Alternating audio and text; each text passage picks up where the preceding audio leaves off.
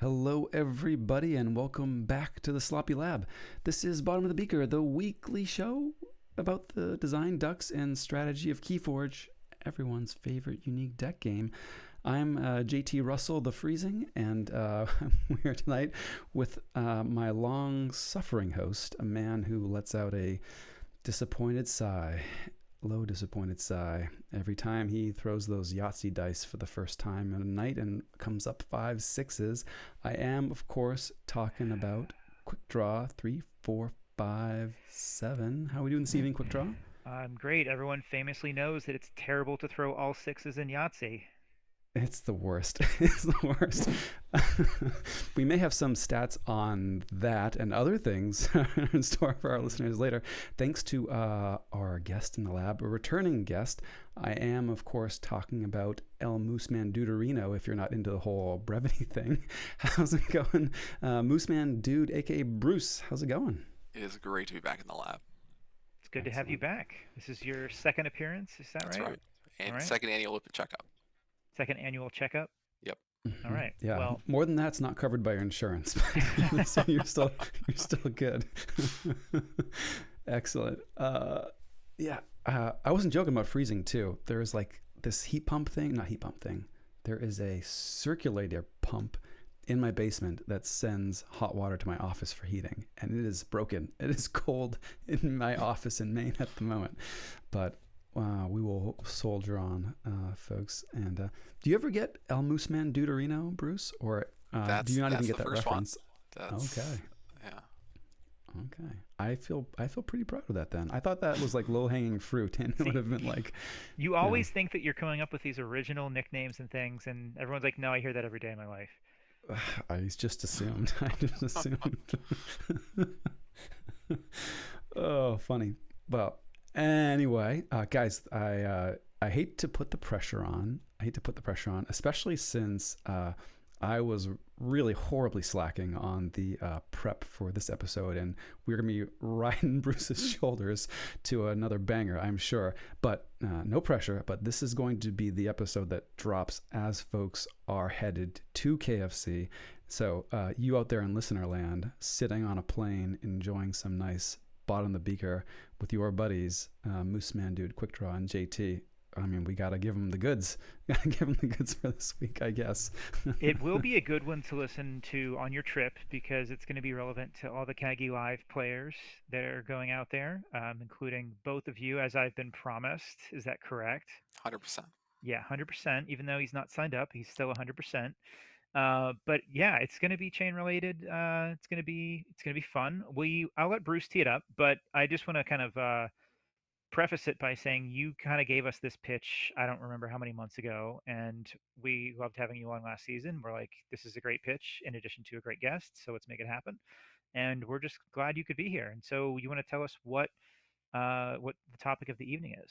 Sure. So this is going to be your third installment of playing with X. Today we're doing low efficiency. So decks that are clunkers and don't like to move at all. That's what we're talking about. And it's important to clarify that it's low efficiency where there is a capital F. The first F in efficiency is capitalized. It's Very important. important detail. Mm-hmm. I like that. I have to say, Mooseman dude, that you are the person that comes to mind when I think of lots of chains in low efficiency decks. So, absolutely, can't think of somebody better to have leading us through this topic. So, very excited. Nothing is more fun than not drawing 6 cards at the end of your turn. I mean, I agree. I have some decks that I thought of when I was looking through your pitch for this. I was like, this deck has some efficiency, but there's so many turns when I have five in hand that it just like it feels like it might be appropriate. So I think it's kind of a wide-ranging topic that's not going to apply just to your decks that have literal negative efficiency, but I think to a lot of other things as well. Anything that has chains involved with it, whether that's the tide or gateway to dis or anything like that. So um, should be pretty cool. I would say also we have a few pieces of recommended listening for that I think are related to this as well. Starting with Keyforge Public Radio episode number 7 on handcrafting, mastering a Keyforge core system. I haven't listened to Keyforge Public Radio in a long time, but it was fantastic. when it was around. So definitely give that whole series a listen, but in particular, episode 7. And then a couple of old Bottom of the Beaker episodes as well are related here. 96 on tempo and initiative. Bruce, you're going to kind of go through some tempo and initiative things for us here to start. And then also episode 110, playing from behind, even and ahead, which had our good friend Astron on. Yeah, I appreciate the homework there too. I can't. Come on, Bruce, you didn't put your own episode as as recommended listening. That last episode and this episode, totally unrelated topics. Unless you want to hear my voice specifically, then definitely go back and check out that episode. Which I think There we you do. go. Which There episode you was go. that? Do we know? Do we have that number offhand? I Ugh. feel like it was 99. It was somewhere around there. That sounds right. You know, in my archive, in our kind of board of tracking these ones, I don't have the numbers on them, so it's like I can see where it was, but I would have to do some counting. But We also have 99 looks right. we have a cool thing now where I saw our podcast feed the other day, and we have 135, 131, 134 as our last 3 Mm-hmm. episodes. So Mm-hmm. Mm-hmm. maybe we can't trust all these numbers anyway. What's your point? What's your point? Nothing. So it was episode 99. You were right. Nice. Good memory. And Yeah. it was actually about a year ago, almost exactly a year ago. So I'll be There back you go. next year, same time, if you guys have it. Same time, same place. If we're still Podcast here. next year. That does take us off the radar there. Cool. Yeah. All right. how- So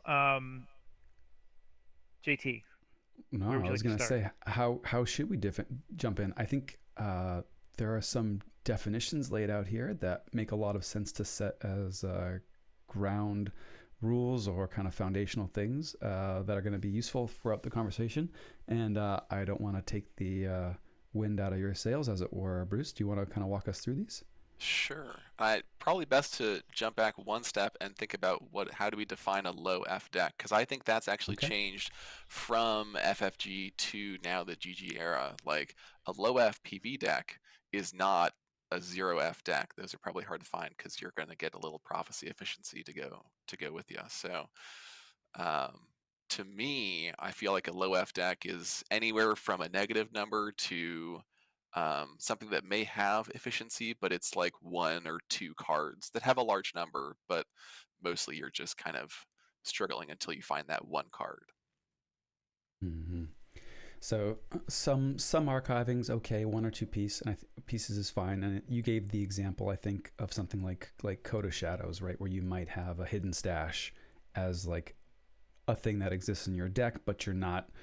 This isn't like Triple Cronus sort of deal. This is like, yeah, you've got 1 or 2 draw pieces maybe, or you've got 1 or 2 archive pieces maybe, but in general, I like what you said. You maybe pack in triple gateway to dis and have a big old negative number on the F score, or slightly above 0, but that's about what you had in mind. But you say that's where you were at before, but not kind of currently. Well, in the Ghost Galaxy era, there's just a lot more kind of F lying around. Discard pips can spread across a deck pretty easily, and that I feel like that raises the floor a little bit on what we can expect from a low F deck. It's probably still, you've only got a handful of cards.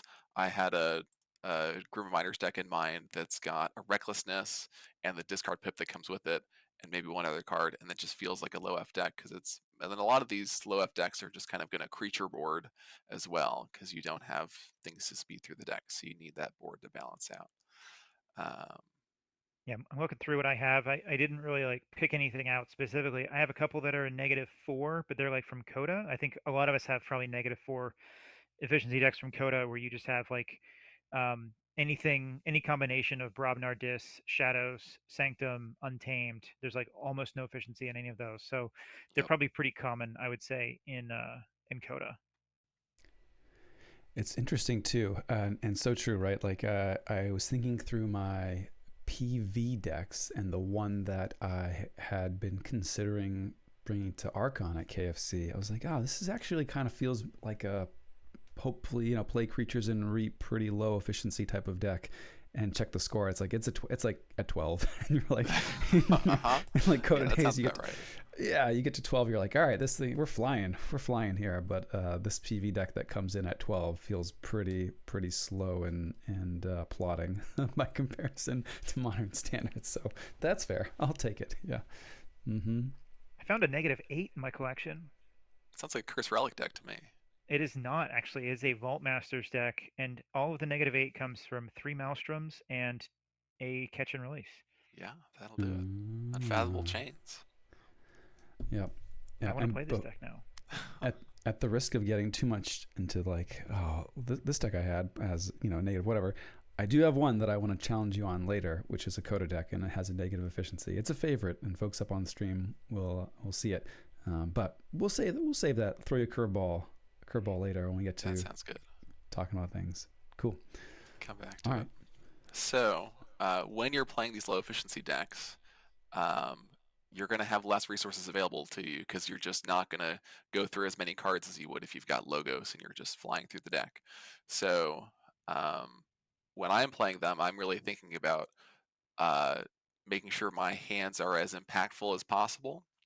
And this kind of comes into the using your tempo and initiative and trying to stay ahead in that race. So, to define tempo for me, these are plays that set back your opponent, but only temporarily. So, a lights out is a classic tempo play. You're putting cards back into their hand. That's going to slow down how many cards they draw, but they're going to recover from it eventually. That's not a permanent play. Whereas an initiative to pair with that is if nothing changes, the player that wins the game from this date on has the initiative. So the other person needs to interact in some capacity with the player that has the initiative. Yeah, those are some things we talked about, I believe, with Astron, but also the Tempo Initiative episode that we referenced at the beginning, number 96. Um, so yeah, those are two very interesting aspects, I think. But you also had a few other things you were adding into this equation that JT and I Yep. all both found very interesting. Yeah. So one of the splits from tempo is momentum. And I would define momentum as game actions that affect the state of the game. So when I play out a hand and it takes, I remove 2 of your creatures, I develop a board of three creatures. That's a big momentum play. That is swinging the initiative in my direction. And whether it's a tempo positive or negative play, they are sometimes the same and sometimes different. So I would see momentum as a different thing. And the last one is potential. And potential specifically is talking about your hand and how much your hand can do. So when I'm playing a low efficiency deck, I am evaluating how much my hand can do and wanting to make sure that I get the most out of it because there's no chance I'm going to see another hand as good as this one in 2-3 turns as I'm struggling through 2/2/2 creature hand or something like that. I want to make sure that I'm getting the highest impact that I can out of the hands that I've got. And if you have a hand where you have like a few different, um, like a high potential hand, as you would call it, where you have like a gateway and you have a Lost in the Woods, or maybe you have like, let's say, a gateway and a Skixuno, hint, hint, how this might be relevant in a few minutes. But if you have both of those, are you inclined to hang on to one of them because getting rid of both might mean that your next hand you get has no potential? Yeah, I'm definitely thinking about hanging on to one of those if Um, if I'm looking at the opponent's deck and thinking the way I lose is I can't control their board, I'm happy to take a chain and just sit on one of those board clears because if I clear their board and they have that immediate follow up, I need to have that answer. Otherwise, I'm toast. So if I give away all the potential by just playing the Susuno, discarding the gateway, then I don't have anything left to answer them when they play a big follow up board. So understanding how they are going to try to swing the pendulum back in their favor and trying to anticipate that with the way that you craft your hand is especially important in these low efficiency decks. I've definitely had games where I have a deck that's coming to mind now that has a 5 speed, but it's pretty low efficiency. All the speed it has comes from a Helmsman Spears and 2 Way of the Land. But this is also a high creature control deck.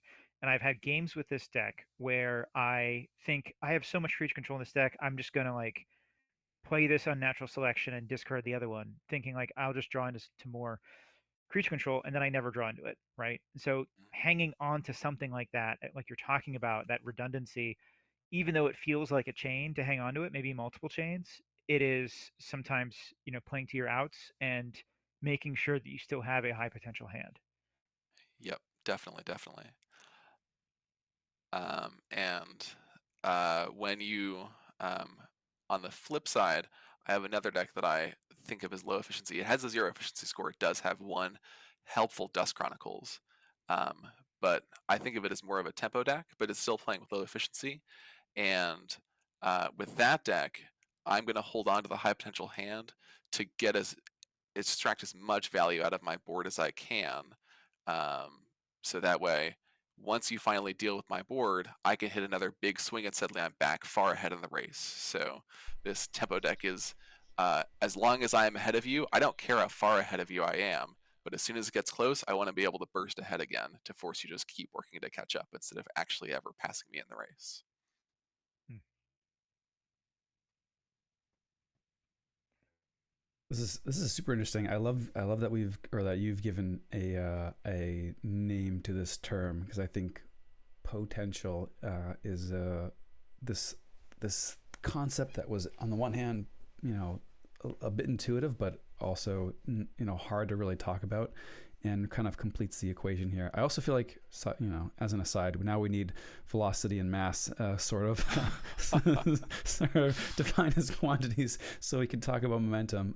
But setting that aside, yeah, I really like this, and I'm trying to wrap my head around how one of my Coda favorites, which was Combo Grieve, He Who Slices the Gully, which comes in at a blistering efficiency score of negative 0.5, fits into this framework. And it's a deck that I think maybe ignores potential a bit, and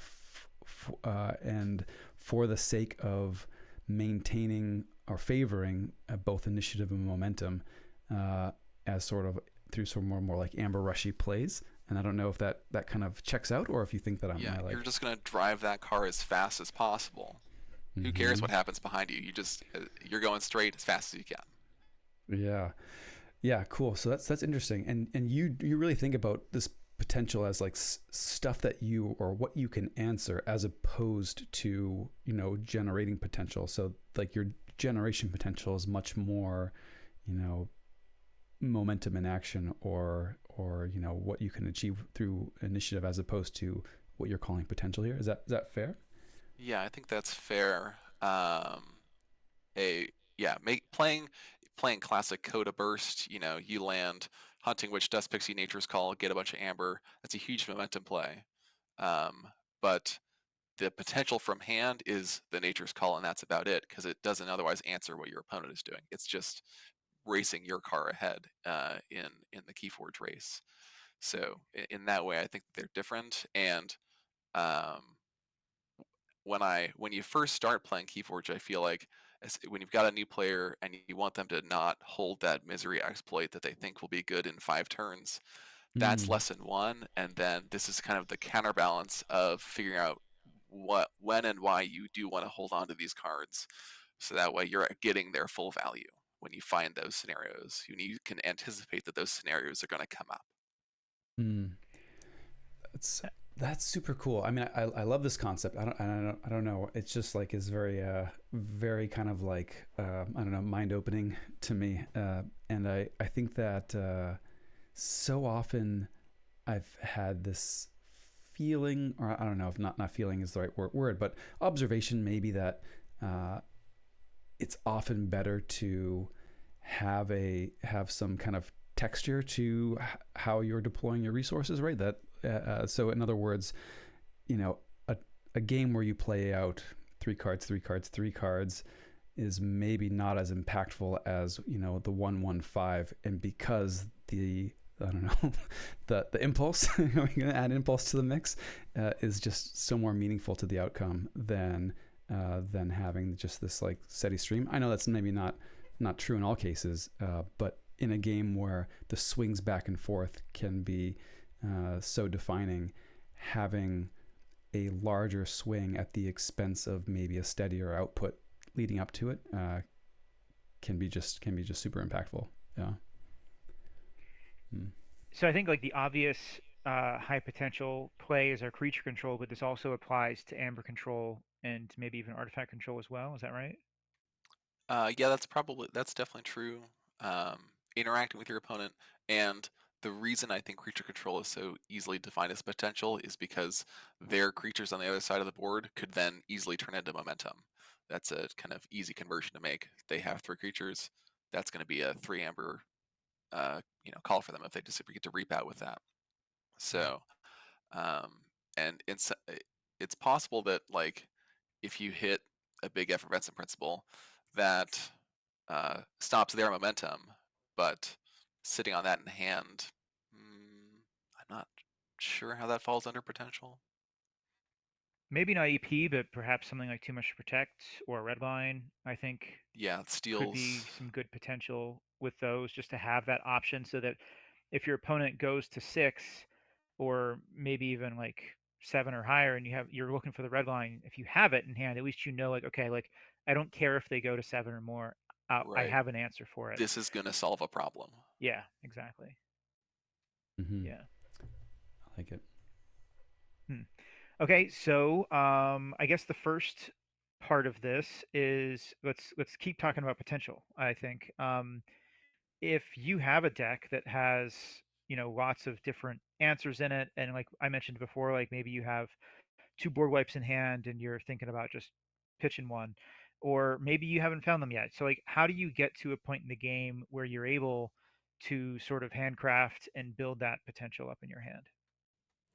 Um, yeah, I think when I'm playing, I'm trying to think about um, can I use the resources I've already deployed if I've got creatures in play and I can fight off a creature to keep them kind of under control, reap a couple times. It's a small turn, but it keeps them at a pace that I'm comfortable with. That's a great time to uh, play a card from hand, 2 off-house cards from hand that are going to allow me to kind of build up the main house that I'm targeting towards. If I want to hit that big Mars burst, I'll play 2 Brobnar cards here, fight off with a Brobnar creature. That's okay. I'm not feeling threatened by them and what they've got going on. Hmm. I always like to. I mean, fighting to me is like one of the most interesting parts of Keyforge. Like a lot of people say, like fighting's terrible, and yeah, it's not great. You usually want to be reaping instead. But I love games where you're like, how I fight is going to make or break this game, and making good fight decisions. Maybe you're fighting them and leaving them with a 1/1/1 board across their 3 houses, and kind of putting them, or even sometimes like pushing them towards a house that you're fine with them going to. Like if you leave them with like 2 Brobnar creatures, knowing that they have no more potential in Brobnar, it's like that's fine. Like you can go to Brobnar, you're not going to do anything to me. So I love those kind of ways of managing your opponent's I guess momentum maybe is the right one, or maybe managing the opponent's tempo. I'm not sure. Um, but at the same time, also building your own and getting to the point that you want to achieve in your hand. Yeah, you're definitely keeping their momentum in check from the board while building your potential to answer whatever they're going to try to swing the momentum with from their hand. Hmm. Yeah, this resonates a lot with me too, especially as we're going to be talking about shedding chains and working towards an end state. But as a player who likes to play very grindy decks or decks with sort of this event horizon you're trying to cross and then sort of achieve a state of inevitability where realized, this resonates a lot with me. I was like, all right, I'm very happy taking some seemingly do nothing turns or turns where I'm pushing a card or two here and there just to prevent you from advancing your game plan long enough for me to kind of assemble whatever I'm doing, whether that's play 3 artifacts from 3 different houses that combined for significant advantage, or get back down from 6 chains to 0 and then starting to play at sort of max power again. I think there's kind of a lot of overlap there for sure. Yeah. I also get great enjoyment out of calling a house and then holding a card in hand from that house, and then drawing one card, and then immediately going back into it and playing that one. And your opponent's like, "How did you just draw into that one card? You're so lucky." That's Mm-hmm. just such a good feeling when that happens. So the difference is quick draw will be like, ah, no, I'm a good player, held this, and I'll be like, yep, ripped it off the top when I've been holding And game one. both of us are telling the truth.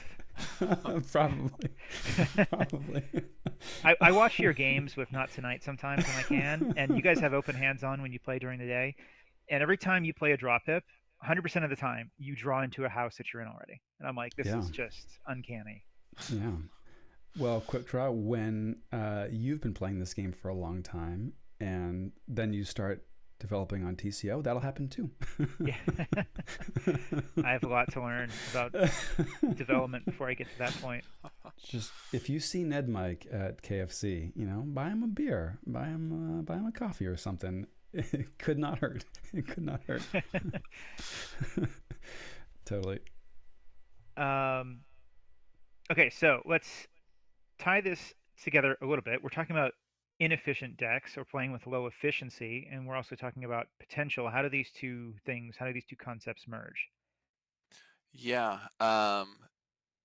The managing your potential is more important when you have less resources because you can't afford to waste resources, uh, the limited resources that you're going to have available to you. So when you're playing those low efficiency decks and you can capitalize on creatures you have on board, then you're even more inclined to do it because you may not find anything better on the redraw. So be comfortable. Slowly playing through a slow deck might offer you a better result than trying to force the slow deck to play quickly. Yeah, I'm That's kind of a bit of a button masher, so to speak, where I'm just kind of like play as many cards as I can and just like try to get through the deck and then shuffle and maybe I'll draw into the cards that I need again. But you're totally right that when you're playing these low efficiency decks, you're only drawing two, maybe three cards a turn unless you're handcrafting into a hand of five. But even then, you're going to draw back into potentially a 2/2/2. And how do you kind of best manage that? You're not always trying to angle for a 5/1, but you are trying to make sure that you have answers in your hand when you need to. And when you don't have any archiving, you don't have very much card draw, then you definitely have to be a lot more careful about how you're managing the resources that you do have. Sometimes you got to turn your hand into your archive and just take a couple chains. That's the resources left to you at that point. Yeah. Wise words. Wise words from the dude, the Moosemandude, indeed. This I love this point too because I think I had a similar kind of like I don't know, self-reflection that Quick Draw did. Uh, I am very guilty of sitting there looking at a 4-card hand and saying like I got to move these cards, I got to draw some new stuff, and when in reality, I don't know, maybe I should be looking at those as like, these are actually even more precious, and holding them is even more critical because I have fewer resources to work with. Squandering them is like that much more impactful. So I hadn't really thought about that light before. That is a super super I don't know, insightful observation, I think. Yeah. And this enlightenment has, I got to give a lot of credit to my go-to adaptive deck, Blitzler, the veteran of the catacombs, for forcing me to learn to play in this environment. This deck is weird, very. Starting with the triple gateway to dis, double Skixuno, you don't get to have creatures plan, and quickly followed by the two gambling dens in the deck. Um, Yeah, the 24 on the creature control scale here. It's a beautiful stat spread. Oh yeah, 4.5R. I mean, it's like You have an effective power of 2. even though you have 19 creatures. Yeah. That is wonderful. That is really cool. -4 efficiency. And you've played this deck in Kagi. I believe you eliminated me in Kagi with this one point. You played this in Kagi live as well, so you've played this a lot. People that have Yes. been playing in Kagi or have played you in Kagi have probably seen it before. And yeah, and this is a prime example of a Moosemandude deck, I would say. And I hope we'll see it at KFC as well in one form or Very another. likely. Very Um, likely. but yeah, so Mhm. this one's got, like we said, the triple gateway and the double Skixuno. And you mentioned earlier that you do have cases where you're gonna play one and hold another one. Is that right? For sure. And the most extreme version of playing Blitzler is if you have two Gambling Dens in play. Gambling Den, for those of you that are not aware, is an artifact with an Amber Pip. It's a location type, and at the start of each player's turn, that player gets to choose a house. If they do, they reveal a top card of their deck, and if that is the chosen house, they gain 2 Amber, otherwise they lose 2 Amber. If you have 2 of these in play, you're going to do one and then the other. That means if you are right the first time, you will be right the second time because your top card doesn't change. That is 4 positive Amber to you before the Forge a Key step. So if you start your turn at 2 Amber and you guess right on Gambling Den, you're going to Forge a Key, uninteractable. Suddenly the check goes from 6 to 2, and that changes a lot of math when you're playing a game of Keyforge. I wish that whenever we played in Kage, when you had this deck that I was playing with Sketchy Knifedom, which is a deck that can go to check at 4 Amber. Actually, sometimes it can go to check at 2 Mm. Amber if you have Tide Warp and Operative Espeon and the other Teleporter Tink Legacy in there. It has Sure. ways of like using all of these creatures to gain Amber before the Forge a Key step, and it has 2 static collection arrays to make your keys cost 4 anyway. Throw in a couple Gambling Dens, that would be a super fun matchup. Yeah, 0 to 6 right away. Now, there are 2 Reclaimed by Natures that are going to purge some amount of those cards. Yeah, I won't tell you what the Uh, important artifacts are. they're all important. It might be Purgeable. Whirlpool. It might be the second Whirlpool. I don't know. um, and when you're playing with gambling, when you've got 2 Gambling Dens in play, suddenly it's more important to know what the top card of your deck is than basically anything else. Hmm, There are very few things you're doing in Keyforge that are better than gaining 4 Amber at the start of your turn before a Forge a Key step. that is fair. Mhm. I'm so curious about like some of the things you've encountered with this deck. How many games have you played with this? Oh boy. Let's see. Let's Over pull up 100? the Crucible. I think it's over 100 if I count Oh in-person yeah. games now. Yeah. Um, And the cool thing about it, this let's. is sort of an aside from the topic, but just it's such a cool deck. You have 2 Vandalize in here, and I'm just salivating over the mind games you can play with your opponent when they think that they know what you're going to leave for them, and you vandalize them and you leave something on top that's like, Yeah. you And know, I play online so much that I don't think about that because when you're playing online, it's just a quick pass in the chat log, and you Mhm. you hardly don't even notice they played a Vandalize. So I'm not even thinking about it when I'm on the other side in a reversal second game of Adaptive. I see 83 logged games on the Crucible, so maybe a little bit less than you thought. I Um, I don't believe that number. I'm fairly certain that you like deleted this from TCO 2 weeks ago and re-added it or it something. might have gotten hurt back when there was a point where mass mutation decks either got like Oh double yeah, decks yeah. or they got messed up somehow. That Mm-hmm. yeah, might have reset the stats that's a good somewhat. point. I forgot about that. It Um, could have been to do with like the enhancements, where I think Yes. some of Yeah. There them, was a when they fixed the enhancements finally, that you had to like reload them. yeah, that sounds like a thing that happened to this deck because I was definitely playing it before then. Hmm.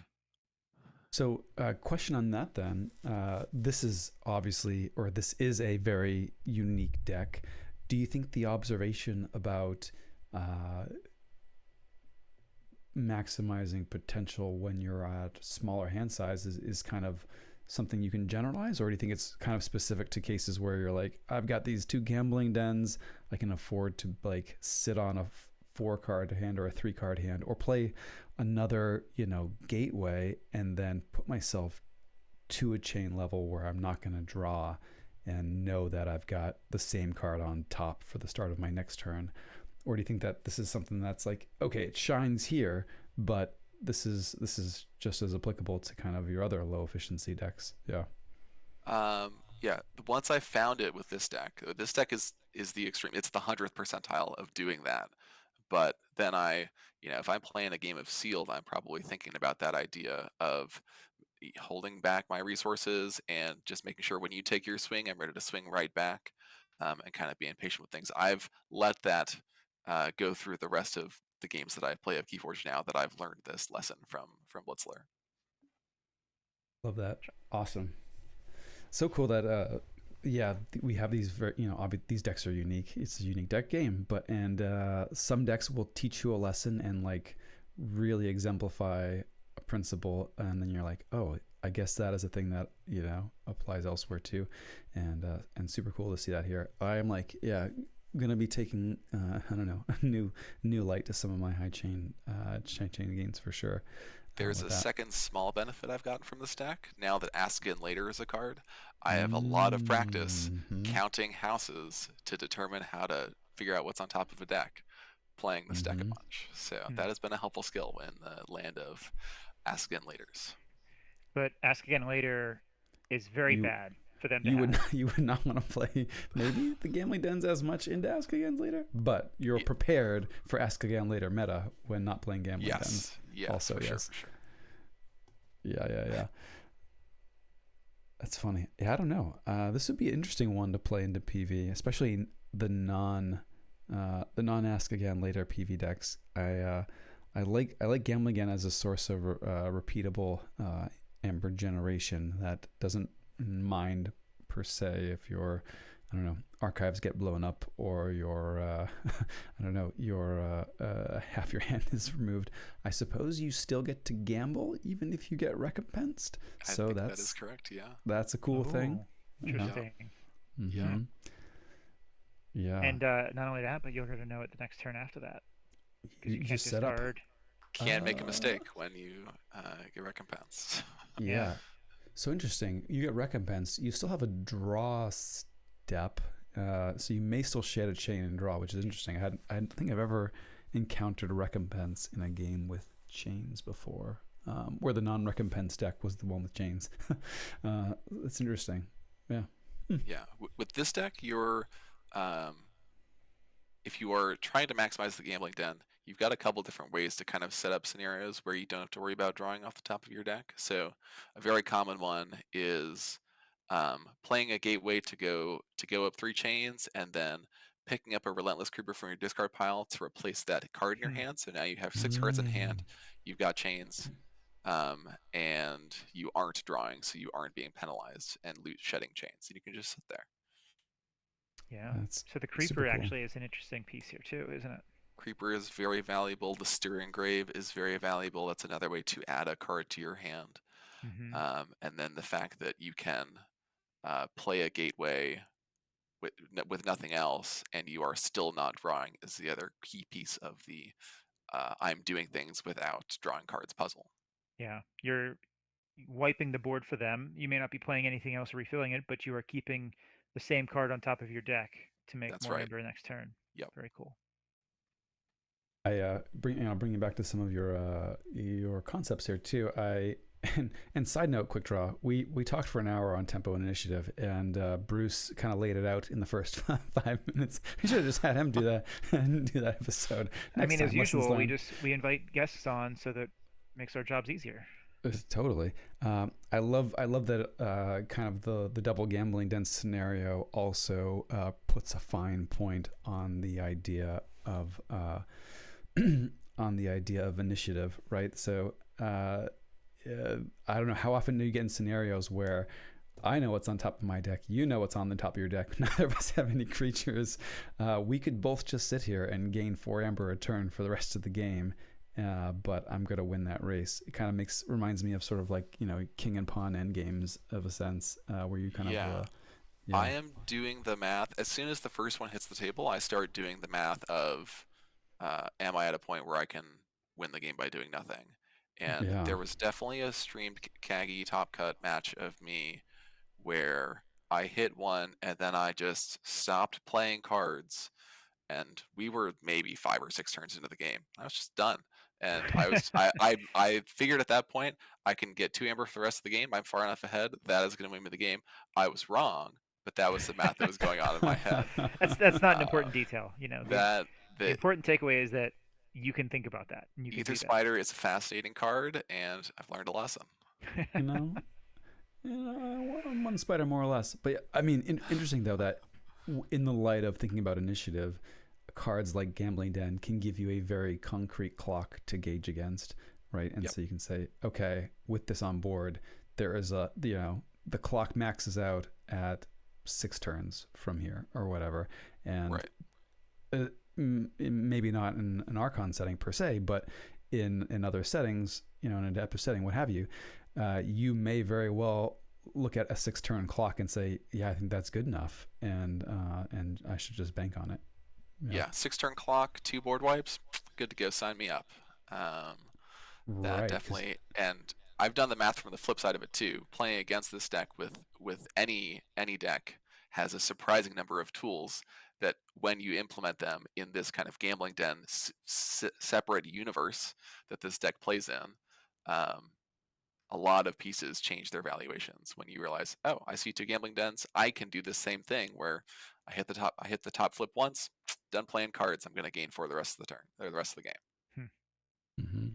I love too how the gateways can lean into that end game math, as it were, and not sort of put you in a position where you're going to start drawing all of a sudden by playing them. So super interesting how the downside of those gateways can sort of enable that as a line toward victory. Yep. Yeah. There were a Very few cool. weeks back in history where just because DT existed, the rule was that you could take chains to take the tide even if there's no tide card in play. Remember Yes, those days? that was a brief period of time. I absolutely thought about this deck as a thing. I don't. I think there might have been a game where I did it, but it was changed fast enough that I don't think I got to run through a full CAG event or anything like that. Yeah. But this Our is definitely a deck that would love to just be able to take 3 chains and do nothing else for no reason. our listeners need to appreciate. Our listener needs to appreciate that that this man here hears that he can have chains for free, and he goes, "Ooh, where's that -4F deck sitting now? This is Sign me perfect." up. Yeah. People said chains are bad. What are they talking about? They're not gambling enough, apparently. Definitely Yeah. not. Yeah. Okay. So this is all well and good. Very good. High thoughts here. That's great. But in a vacuum, Bruce, in a vacuum, Moosemandude, are you gambling or are you letting it ride? What's kind of your default mode? My default mode is if it's a perfectly even split, I am not gambling. Anything above that, I am definitely thinking about gambling. And if I hit the gamble and get to forge a key, I am almost always gambling. Those are kind of the 3 most Mm-hmm. common states. So Yeah. very often a yes, because Yeah. it's just so good if it hits. I think that lines up with Aviator's takes. We brought on Aviator, I believe, to talk about gambling down as a double-sided artifact way back in the days of yore. Oh yeah. And he is a gambler for sure, which I appreciate the style.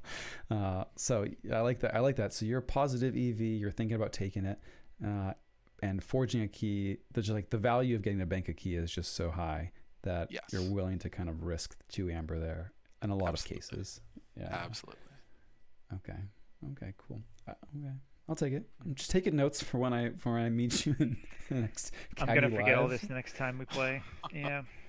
Yeah. If there's I'm a terrible gambler with Gambling Den. Terrible. That Like, that was definitely the cause of your loss back in CAGI yeah, 7. I should have just 'Cause- realized that I had enough rush to win just by playing my pips and not Yep. worrying about it. Um, but that's a conversation I think either we've already had or it's for another episode. Um, if I have a strength in Keyforge quick draw, it is in gambling and guessing right on again ask again later. I was just gonna say, like, I'm terrible at asking later as well, so maybe there's something going on here. I had a game on TCO the other day. It must have been a week ago, but it stood out to me where I got ask again later right. Like it was actually six times in a row, and my opponent's just like, "Oh, really lucky." I'm like, "It's been my practice, all the practice I've been doing," and they thought I was being serious, and I just played into it. But yeah, you gotta get those reps, to get the ask again later calls right every time. Absolutely. Well, that was a fun aside on Gambling Mm-hmm. Den. Most of the Gambling Den stuff was not relevant to the greater conversation, but it's super No, fun it's not. anyway. For sure. But we are talking about low efficiency decks and playing with chains.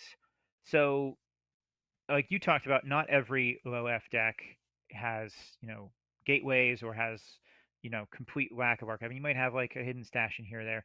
But since this is bottom of the beaker and we do love adaptive, we always like to talk about chains. And so let's talk about evaluating decks with chains. And this is going to kind of lead into what I think is extremely interesting stuff that you've put together that is sort of expanding on not just playing with low efficiency, but playing with chains in general. So why don't you talk to us about evaluating decks with chains?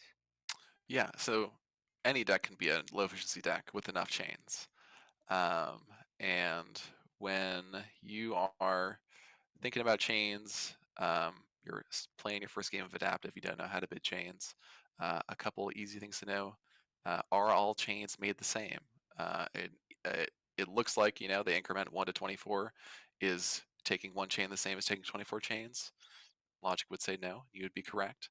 I think that those first 1 to 7 chains, uh, they are pretty much, you can just blow up to 7. If the decks are disparate at all, go to 7. It's fine.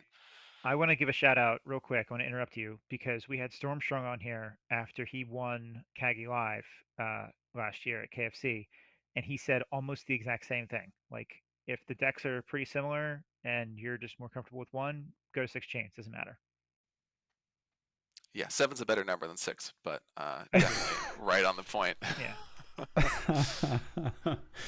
That's I don't know. I feel like all the big brains in adaptive are getting on this bandwagon. A buddy, actually one of the in the previous incarnation of the Sloppy Lab Work team, the team using that moniker, a guy by the name of Funky Monkey Monk was an adaptive prime winner, and his take was like, yeah, I just go to 6 immediately if I think a deck's better, because the first 5 chains or so kind of don't matter a ton. And this was like, you know, Coda AOA days, but still, I think the sentiment feels like it's holding strong amongst the fans of the format. Mm-hmm. Yeah, and I don't go to 6 immediately. I'm happy to go take it one at a time. Yeah. Don't want to miss out on a chance for somebody to pass on 2. Right. But Yeah. I mean, yeah, it is true though, because like if you decide to pass on the better deck at like 3 or 4, and you give it to your opponent for 3 or 4 chains, and you end up losing, you're like, man, like those chains didn't really feel like anything, right? no, Like, because if they get a couple, all they need is like 2, maybe 3 straight turns of like a decent draw, and it's almost like they didn't have any chains. yep, absolutely. And one thing to think about is for chains, how fast are you going to see all the cards in your deck? So if you're playing 3 cards a turn over a 10-turn game, you're going to see your whole deck. You don't quite get to play your whole deck, but you will get to see your whole deck. So trying to average out 3 cards a turn, and this is part of the reason why those low chains don't matter, is it's stringing together a couple of 3-card hands until you're up to that full 3-card played hands, until you're up to the full 6 cards in your hand, is not that hard to do. Um, and you will have seen your whole deck, so you will found your answer if you have your one answer that you need to find. That's a way to see how chains are going to impact you. How far down is that number going to go? If I have 10 chains on my deck, how many turns is it going to take to see my whole deck? Do I need to see my whole deck? If I have 2 gambling dens, maybe not. Maybe half the deck is fine. And also, how many turns does your deck normally win in too, right? Like, Mm-hmm. if your deck takes 20 turns to win on average, JT, you're very familiar with those, Per then having game. chains for half of those is no big deal. You still got half the game ahead of you. Yeah, yeah, and you're probably taking dirtly turns anyway to kind of stall things out. So, absolutely. Interesting, interesting. You put a lot of thought into some of the research here, so I don't want to I don't want to steal your thunder, as it were. But we are looking at folks here on the stream too are enjoying the charts. We are looking at some very cool charts and graphs here. Do you want to kind of walk us through what we're looking at and how? Sure. Yeah. Yeah. Um, as a little pet project, I started with just a way to simulate a game of Keyforge being played to understand how cards flow through your hand and the deck.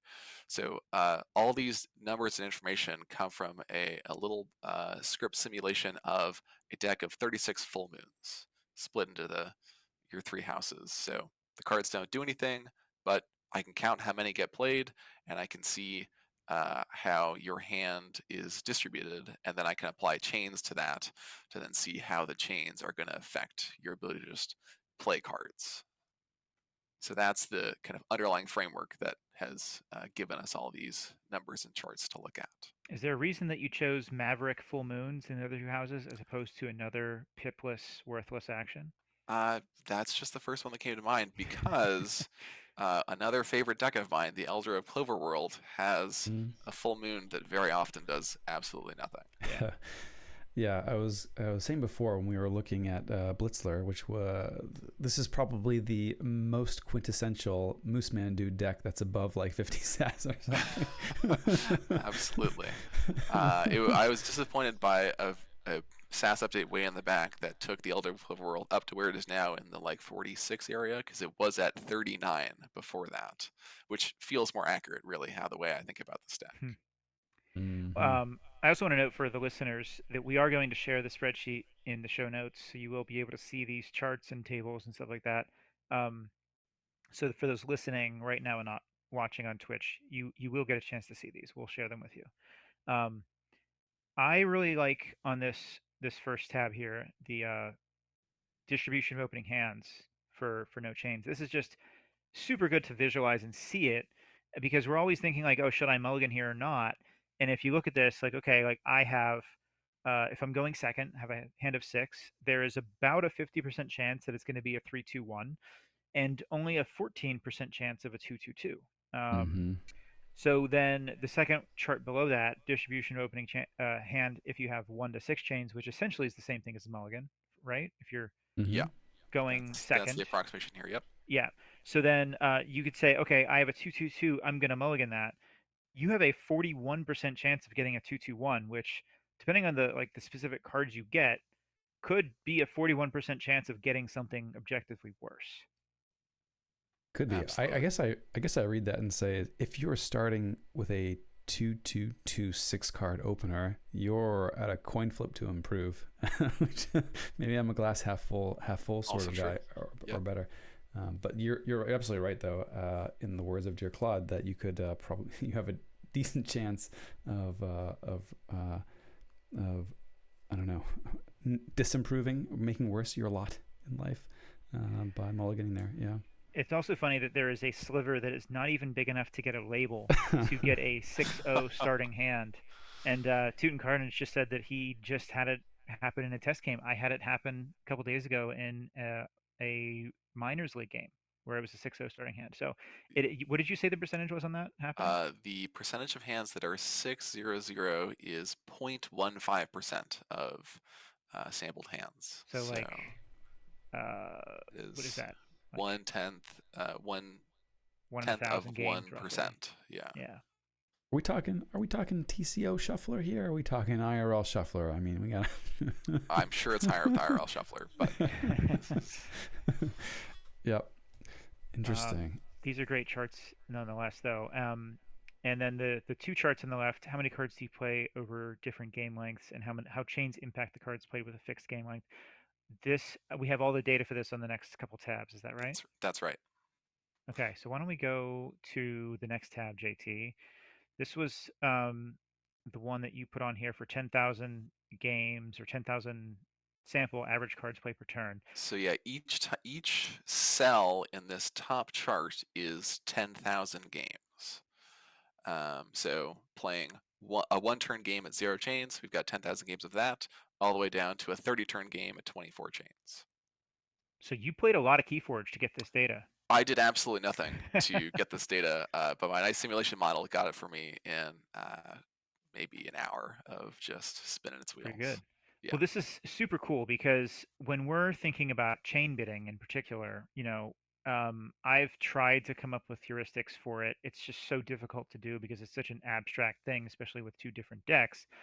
This actually might be a way to help people kind of project what kind of chain bidding they want to do, because you're going to actually be able to put some numbers to, like, okay, if I have 6 chains, what is the average difference in cards that I'm going to see or play over a 10 turn game or a 20 turn game or whatever. Like, this kind of data will help you sort of learn that, right? Like, it's not perfect because, like you said, you're always just playing the house that has the most cards. That's right. You're disregarding handcrafting, you're disregarding the board, you're just Yeah, there's literally, no archives, there's yeah. no draw. This is a So deck as vanilla as possible, it is different than it will be in practice, but nonetheless, there's still tons of value here, I think. for sure. Yeah, this actually Um, dovetails really well with an experiment. I want to give Zoc from Native Forge Stream a shout out here as well. It dovetails really well with an experiment he did on his pilot episode, one of our approved uses of the word pilot for the Wizard's Boot, because it's sort of saying, like, if you're taking a completely greedy approach of moving cards out of your hand and trying to get through your deck as efficiently as possible, how can you do that? And I don't know. There's an interesting experiment there, maybe with whether or not you can do better with some handcrafting or not. But I think this is a very like good benchmark to set, and looking through, what's the impact of chains as you go through and your average cards played per turn, and what does it actually look like over the course of a game if you're taking a sort of max greedy efficient approach to moving cards, and even just how quickly can you find that boot. This is like a very very like helpful kind of visual for that. Totally. Another interesting thing that stood out to me, and this is actually in the zero chains column B here that we're looking at, for average cards played per turn with 0 chains. If you look at turns 1 through 30 that you have listed here, it ever so slightly goes down. It starts at like 3.13. It does actually go up on turn 2 and 3.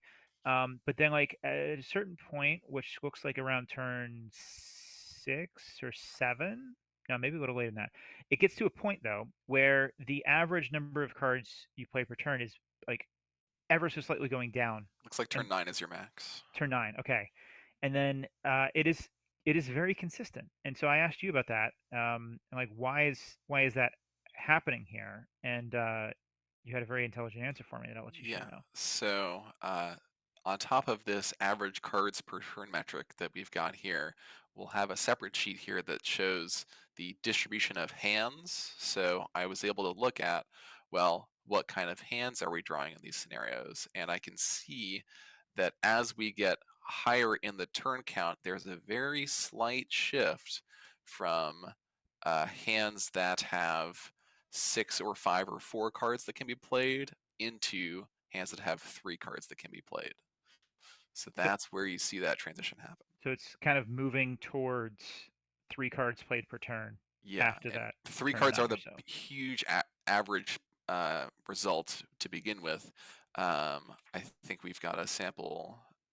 One of the samples here is the 3-card hands make up 64% of the cards played, and then we've got 28%, which is anything above 3, and only 8% are exactly 2/2/2s. Hmm. Mm. There's some really interesting stuff in here that I think, when the masses get a chance to look at this and think about it, I think there's going to be some interesting insights pulled from this as well. Absolutely. Yeah, yeah, it's definitely got my gears turning. At would you say turn 9 or so is when it kind of drops off on your average cards played per turn. Peaks at turn 9. Interesting. Yep. Yeah, I guess at a certain point, until you flipped, you've like, I don't know, maybe don't have, let's see, 6 cards of a house left very often. 5 Well, cards I don't left think of a this is house very account. Does often. your model account for, like, running out near the end of the deck and, like, I've already seen 12 of one? Like, I think that's probably So too the random, isn't it? the way the model works is it's going to look at the hand. If it has more cards of one house than any other house, it's going to play that.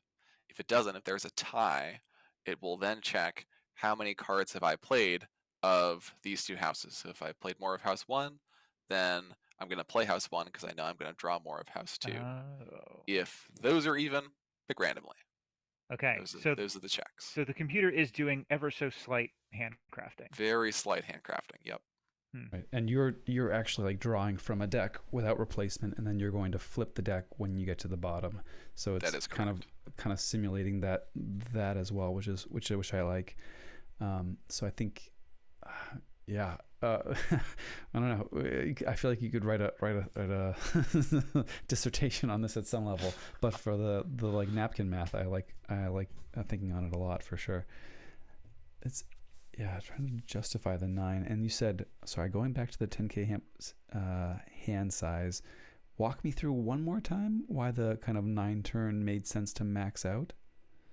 Oh, that's when you see fewer of the 600511 sorts of hands and start seeing I don't more think of I the looked like. at the 9 max, but yeah. That that does, if we're playing about 3 cards a turn, that is right before we flip the deck. So Yeah. um, that's probably got something to do with it.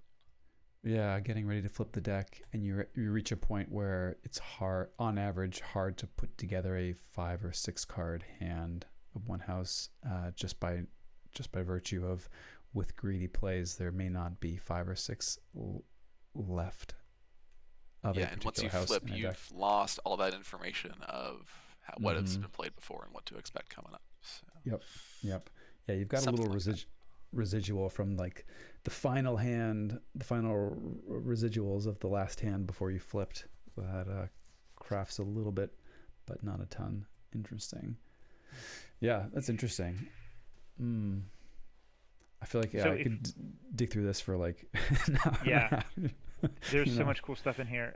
If we go back to the 10K sample average cards played tab, and then go to the Mm-hmm. second table of data that we have here, this one here, you're asking how much worse is taking one more chain, and this is the interesting part, I think, for adaptive bidding.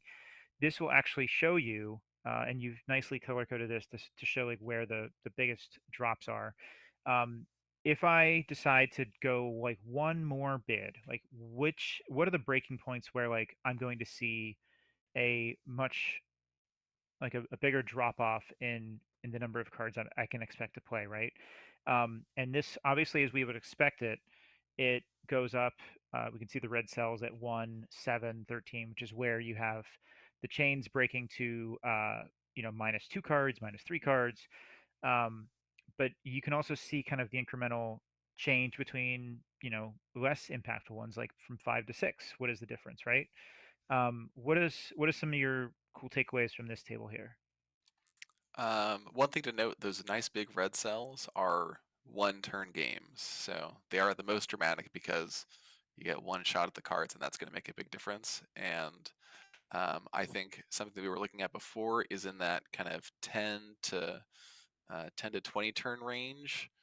That's going from 6 to 7 is not as expensive as getting up to the 8, 9, 10 area.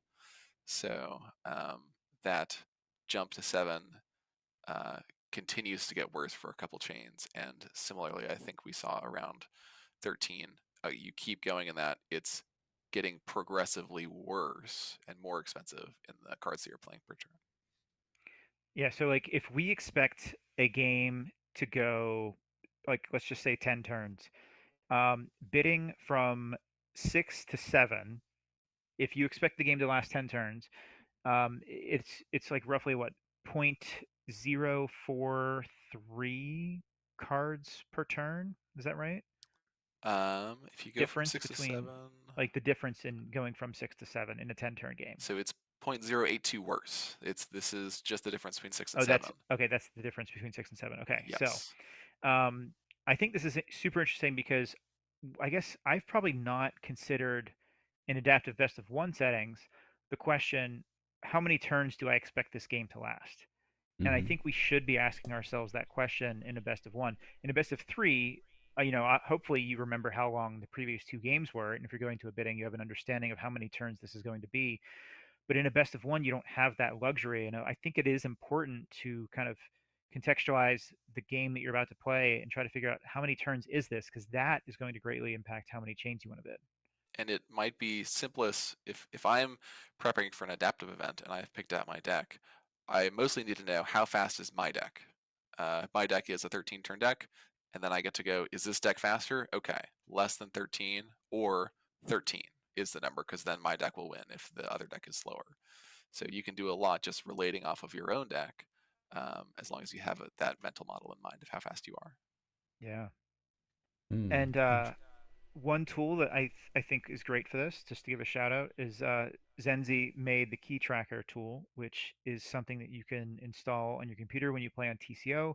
It keeps a log of all your games. It compiles a ton of different cool stats on the games, and one of those is kind of the average length of your game. So you can easily go back and see for a deck what is the average number of turns a game or a game involving this deck lasts. And so using that to kind of help you keep track of it. It's a very cool tool. You can learn more about it in the Sloppy Lab Work Discord server from Zenzi.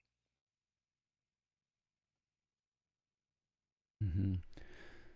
Yeah, man, I know I could very easily get lost lost digging through here, because there's so much to unpack. This is super cool. So am I reading this right then? And I apologize. Bear with me. So 10 turn game. I'm looking at 7 chains on a 10 turn game, right? We've got a number of 0.082, and I'm reading that to say that on average I am playing 0.082 fewer cards per turn over the course of that 10 turn game than if I had that one chain less. So that extra chain is costing me, let's call it 800ths. Yeah, Yeah. a tenth of a card per turn, basically. Right. Well, that's the thing. It's less than a tenth of a card per turn. And if you think of like Over a an full game, incremental, you aren't even charged a card. you aren't even charged a card over the course of a game, right? So it's like, because usually that's like, oh, you're like, a chain is a card, right? Or a chain is an amber. Maybe you're kind of next heuristic, but like this is saying like, no, actually the chain is less than a card over the course of a full game, which is wild, or I don't know, very interesting to me anyway. And In this is terms just of going from 6 to 7. This is not comparing 0 to 7. Just right, that, Right. what if I just want one more? right, and I Not a chose huge 6 to 7 difference. intentionally because everybody goes, oh, that's the bump, right? Like that's the bump, and it's like, Right. yeah, it's the bump, but it's like less than a card over the course of the game too. If you're, and that's without sort of like optimization on handcrafting and kind of thinking about maximizing potential. That's just kind of like blind greedy play. You're not even getting charged a full card over the course of a game. Uh, uh, yeah, we could talk about the impact to potential perhaps, and what it means for like your option, your ability to kind of choose the right tools at the right moment. But in raw cards played over the course of the game, you're not even charged a card, which is wild to me. Yeah, super cool, super cool. Moose, can you kind of help me out here? So, like, this is such a minuscule difference for that one more chain. Can you try to scare me into bidding? Because now I'm just kind of like, just take all the chains. I don't care. Like, so what am I? Can you scare me a little bit to make sure that I don't overbid? this Sure. this whole thing was just so he can take his 34 SAS decks and get people to bid up to like 40 chains. Yeah, what could go wrong? What If could we go want to wrong? skip down to table 4 here, table 4 is how many cards are you being penalized for each chain that you have? So if you take the chains that you have and you multiply it by the number in the cell, that's how many cards you're going to lose out of over the course of the full game. And so this is a way to compare against your opponent's deck that is not hampered by any sort of chains. Okay, so if we are still going to use that 7 chain, 10 turn uh, kind of thing, what we're looking at here, that looks like it's 0.468 cards per chain. So you would Yep, multiply that by 7, which puts us at like what, almost 3 cards almost 3 cards. Yep, over a you 10. get over 3. 3.276 cards is how Okay, many you're going to lose out on. okay. Did you do that math in your head? I did not. I pulled up a calculator. That was smooth. uh, That was like it you must was have really beaten. smooth. Yeah, I was like, wait Yeah. a minute.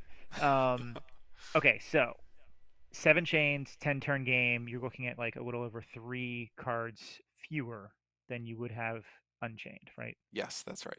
Okay, now I'm scared again. Thank you. There you go. That's right.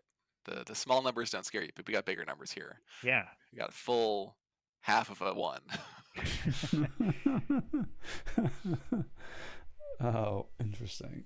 Yeah. Interesting. There is so much in here to look at, and I mean, you look and there's just like tons of numbers all over the screen, but it's so fascinating, like Yeah, and what in this this bottom could mean. table, since as a reversal lover for adaptive games, um, how bad does it get once you start getting those high chains? You can see a nice big red section in that bottom right of the table. As you get Mm-hmm. into 18 plus chains and the longer games, soon you're going to start being penalized a full card per chain in these huge chain matchups. So Wow. Yep. that is, yeah, it gets expensive and it all builds up. But the deck's that bad, might be okay. So again, it's very important when you're bidding to have an understanding of roughly how many turns do I expect this game to last? For Because sure. if you're thinking about it in the context of how many cards per chain, like that is greatly different from a 10 turn game to a 30 turn game. Like as you're showing here, if you want to bid the max against Elder, 24 chains, that's not the max anymore, I guess, but if you want to bid 24 chains, Right. if that's a 10 turn game, then that is much less impactful than it would be if it was a 30 turn game. Yep. And that's because for these high bids, there is more time to be impacted by all these chains. Mm-hmm. So Hmm. you're going to have to continue. You don't get to suffer for 10 turns. You get to suffer for 20 or 30 turns Yeah. being hampered by these chains until you eventually break free. Mm-hmm. Wow. Yeah, this is super cool. I can't wait to see what other people pull from this. For sure. Very cool. Very cool. Yeah, and thank you again for putting this together. Some very cool stuff for sure. For sure. What is there anything else that you want to call out in this spreadsheet that you'd like to share with everybody? Um, People will get to look at the 10K sample hand sizes as well and be confused by it. So I was one very headed off with confused the by it at past first. here. There are three axes being represented here. There's chains, there's turns, and there's the distribution of cards in your hand. Now, unfortunately, this is a two-axis table, so I've just had to mash the third axis down. So um, Mm-hmm. whichever one you're looking at, keep in mind that either we have these chain bids, but each chain cell is representing a game that could be one turn or it could be 30 turns. It's all included here. Or the flip side for turns, it's a one turn game, but we've got chain bids from 1 to 24 chains here. So things will look a little weird. Okay, so you've got sort of a projection on whatever the third axis is on that one. Yeah, number Yep. of games, number of turn games. Yeah, interesting. Okay, I mean, fair enough. Them three-dimensional visualizations can be a little tricky. That's right. If somebody really wants it, I'm happy to give them 30 different tables for each turn and chain. So it wouldn't take me that long to do, but you've got to want it. Well, you know someone's going to want it now. I mean, if no one else says, then I probably will. But Fair enough. I'll give someone else the opportunity to take the blame for once. That sounds good. Mm. Um, I also want to point out the final refrain data you have. It's limited data. There's 13 games that we have from the final refrain adaptive, and you only took the game 3 from those, the chained game, right? Yes, that's right. Um, what do we have? What do we have here? This is actually, some of this work that you've done in practice and what it Yeah, looks this like is in the games. easiest, most convenient real world sampling I could find. And mostly what it tells me is that there is no approximation for the efficiency that we are going to see in some of these decks. Some of these samples are Karen's deck Soybach, which Mm-hmm. will eventually start looping Recklessness, and Memorialize the Fallen, and that is not covered in this sample. So Yeah, we've got a long ways to go before we can actually project every single game. yeah, yeah. There's definitely a difference to theory and practice, but I think there's still value in the theory of this and kind of understanding what these chain bids mean for you, even if in practice we see all these exceptions. It's a unique deck game, and every deck is going to have an exception. So it doesn't mean that the data is not still interesting or useful in some other For ways. sure. Yeah, I mean, there's almost. I still think it's super relevant even to some of those extreme cases, but there's almost like this shift in model where, I mean, that deck where you're looping recklessnesses or other decks where you're looping geistoid shenanigans. I mean, there's elements of sort of the like wizard's boot mashed with average cards played per turn, till you can kind of assemble your contraption, as it were, and then it shifts into sort of a different mode, which is maybe captured by a different model. But I like it. Yeah. Certainly, though, what you have here, is very relevant in the ramp up portion to what those decks are doing, or what many of those decks are doing, I would say. Yep. Yeah, the math to get to that critical turn, that's what this data can help you understand for sure. Totally, and like Murph saying in the chat, a great point. The heuristics are great, and also can give you a great framework to recognize when you're looking at something that's different, and having the understanding can help you understand when to break away from the heuristic. Yeah, I am totally going to print out these tables and just study them and memorize the numbers on the plane to KFC. There you go. Quick Raw's coming prepared to Kagi Live, and I'm gonna roll my chain tracker card, and he's gonna be like, all right, hold up, unfolds like 16 spreadsheets. He's gonna know every fraction of a card that you've given up by going just that one chain more. Yeah. Right on. Thanks for hanging out, Tune Carnage. Pleasure indeed. Good night. Super cool. I don't know. I don't know if I'm gonna go so far as to print them all out, but I have some digging in to do, and some and you've also kind of sparked some interest in some other experiments that I'm curious to run, that I will not commit to at this very moment, but would very much like to. Yeah. Super cool. Nice. Well, for the listeners, for the folks following along at home, they're sitting on the plane, having already downloaded a version of these spreadsheets. Is there any kind of signage or guidance you might want to pass along for the final two, or are those exercises left to the reader? The final two sheets on the spreadsheet are smaller samples of the same structures here. So these are just 1,000 game per cells instead of 10,000 game per cells. But cool. And so also looks like limited to stuff. 10 to 20 turns or 10 to 19 turns, right? That's right. Yes. Yeah. So that's right. I think for adaptive, that's probably the range that'll be relevant. I mean, there's definitely going to be some adaptive games that go below 10, some that go above 19, especially if you're playing JT Russell. But I feel like this is sort of a condensed table that might be a bit more digestible, right? Yeah, I mean, I appreciate having the 10K ones there for sure. But yeah, that makes sense. Makes total sense. Cool. I dig it. And I appreciate that you put the final refrain comparisons in there as well. Very interesting to see some kind of IRL data points, as it were, for comparison. Nice. Well, very cool. Yeah. Final Frame was a lot of fun to play on, so I had to get some of that data in there. Yeah, they collect tons of data for that tournament, which is super cool. They definitely do. Allows for some neat things like this. Totes. Cool, peeps. Well, I don't know. Any other notes or points we wanted to hit before wrapping up here?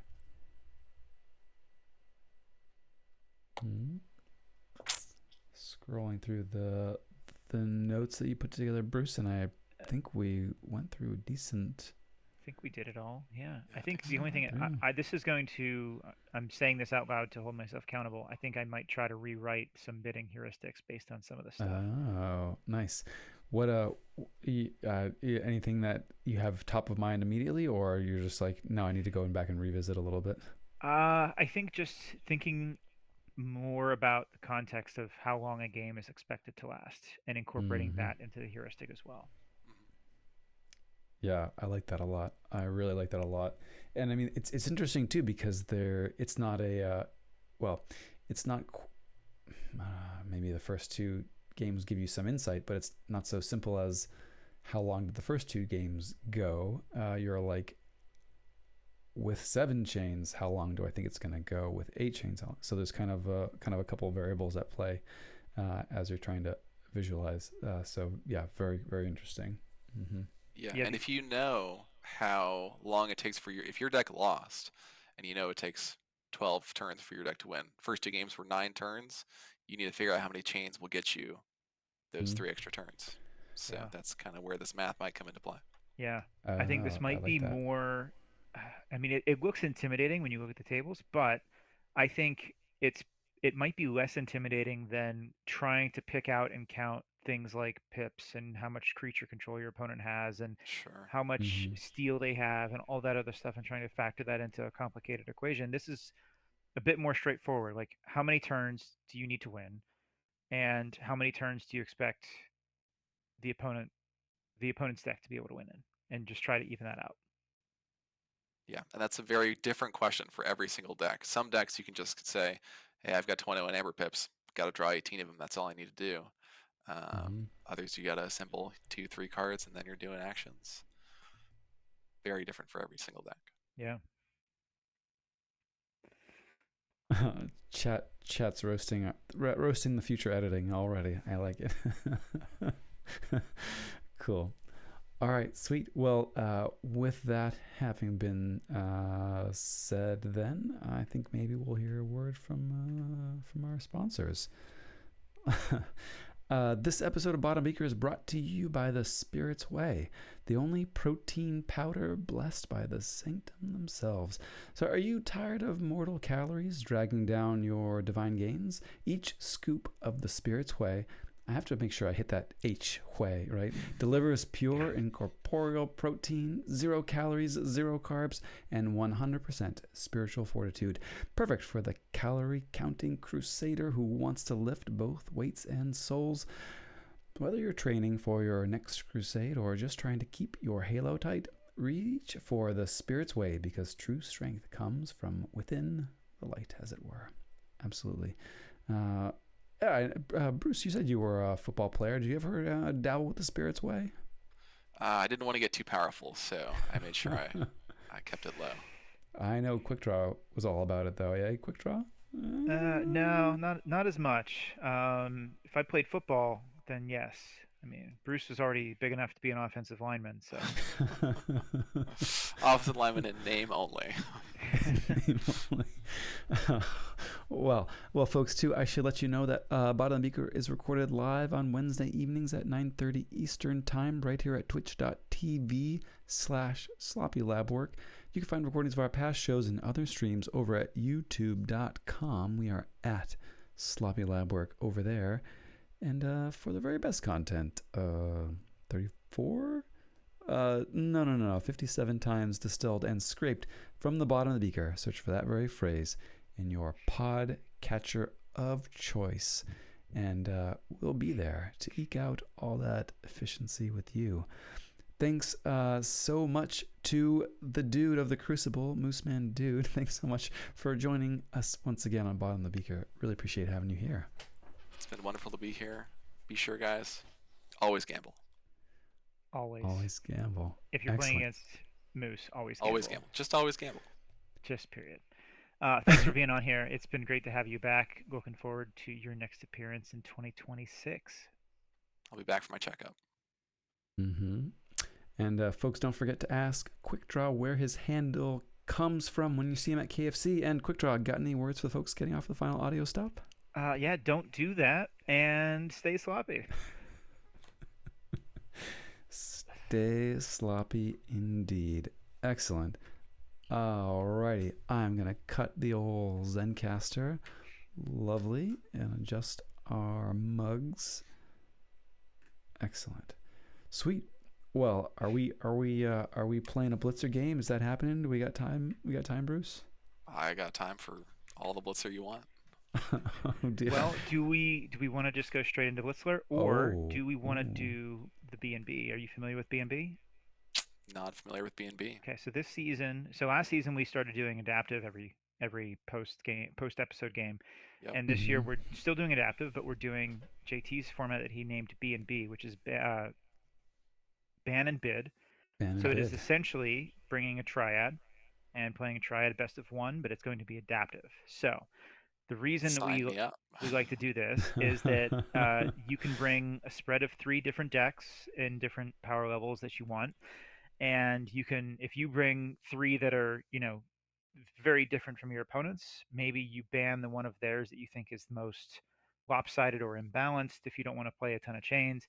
And we find that this allows you to sort of curate a matchup that is more in your control, and you're not looking at like a 20 chain thing, which I know you're into, but Love it. um, it's been good so far for us. Like, we've had some really enjoyable games out of this. It has not, like, I think the reason why this came about is we discovered there's a very wide range between GG era decks and FFG decks, where Sure. like a mediocre GG deck could still be 20 chains better than a decent FFG deck. And so to kind of help curate these adaptive best of one games a bit more, we decided to try this triad type I love uh, it. adaptive. In ABR, they've been running Tridaptive, and I've Yeah. also enjoyed that. So Yes. I, This is, and I s- believe that was best of one when they did that as well. they You would did play two definitely did a different best of best of. three. Well, it Best of was a best three. of three match, but you played Best of Right. one. best Yeah. of one Yeah. adaptive games. Yeah, it was Triad best of three, so you need to win with both decks, but you're playing best of one Yes, adaptive in each of the that was a matches. good Yep. format. I did enjoy Yes. that. But this will just be best of one, best of one. Got it. Let me make a lineup then. Uh, you can think of a lineup. JT, I got to play last week, so why don't you play the game this week? Okay. And I will pull out some low F decks from my collection for you. Excellent. I think you're kind of familiar with a few of them. So one of them I know I'm picking for sure is going to be VC, which is the Mm-hmm. World's Collide deck. It is a Mm-hmm. 5 efficiency. I mentioned earlier it just has the spears and the 2 lay of the land. It definitely feels like a low F deck. So I'm going to drop that one for you for 1. I'll put these in our little private chat. And then I had, let's see here, a couple others that stood out. I'm not going to pick the -8 because I have not played with it before. I will pick this -4 from Coda, though, which is Hmm. a pretty nice Coda deck that I tried for a while. It's got some cool things going on with it, but its efficiency is minus. It's got 2 Arise and 2 Gateways for its efficiency marking. So we'll go with that Okay. one for number 2. Okay. And for the third one, let's pick something that is lower in power than both of those. Something that maybe will be fun against Clover. What do you say? Not bringing Clover, so you don't need to worry about that. Okay, I won't go. Um, He's. I don't actually believe you. I think. One of my decks is also not a low F deck, but I love it for adaptive best of one, so it's in the list. All right. I So dig the it. I dig it. third one, JT. This is. Should I go DT? I'm surprised you don't have one already. I'm kind of surprised too. So I have a Coda. I have a Mass Mutation. Let's see what I have in DT. If there's anything that stands out for me. I thought VC was Worlds Collide. No? Well, yeah. Sorry.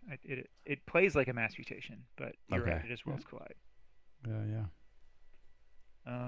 Let's see here. Oh, yeah. VC versus Clover would be quite the match.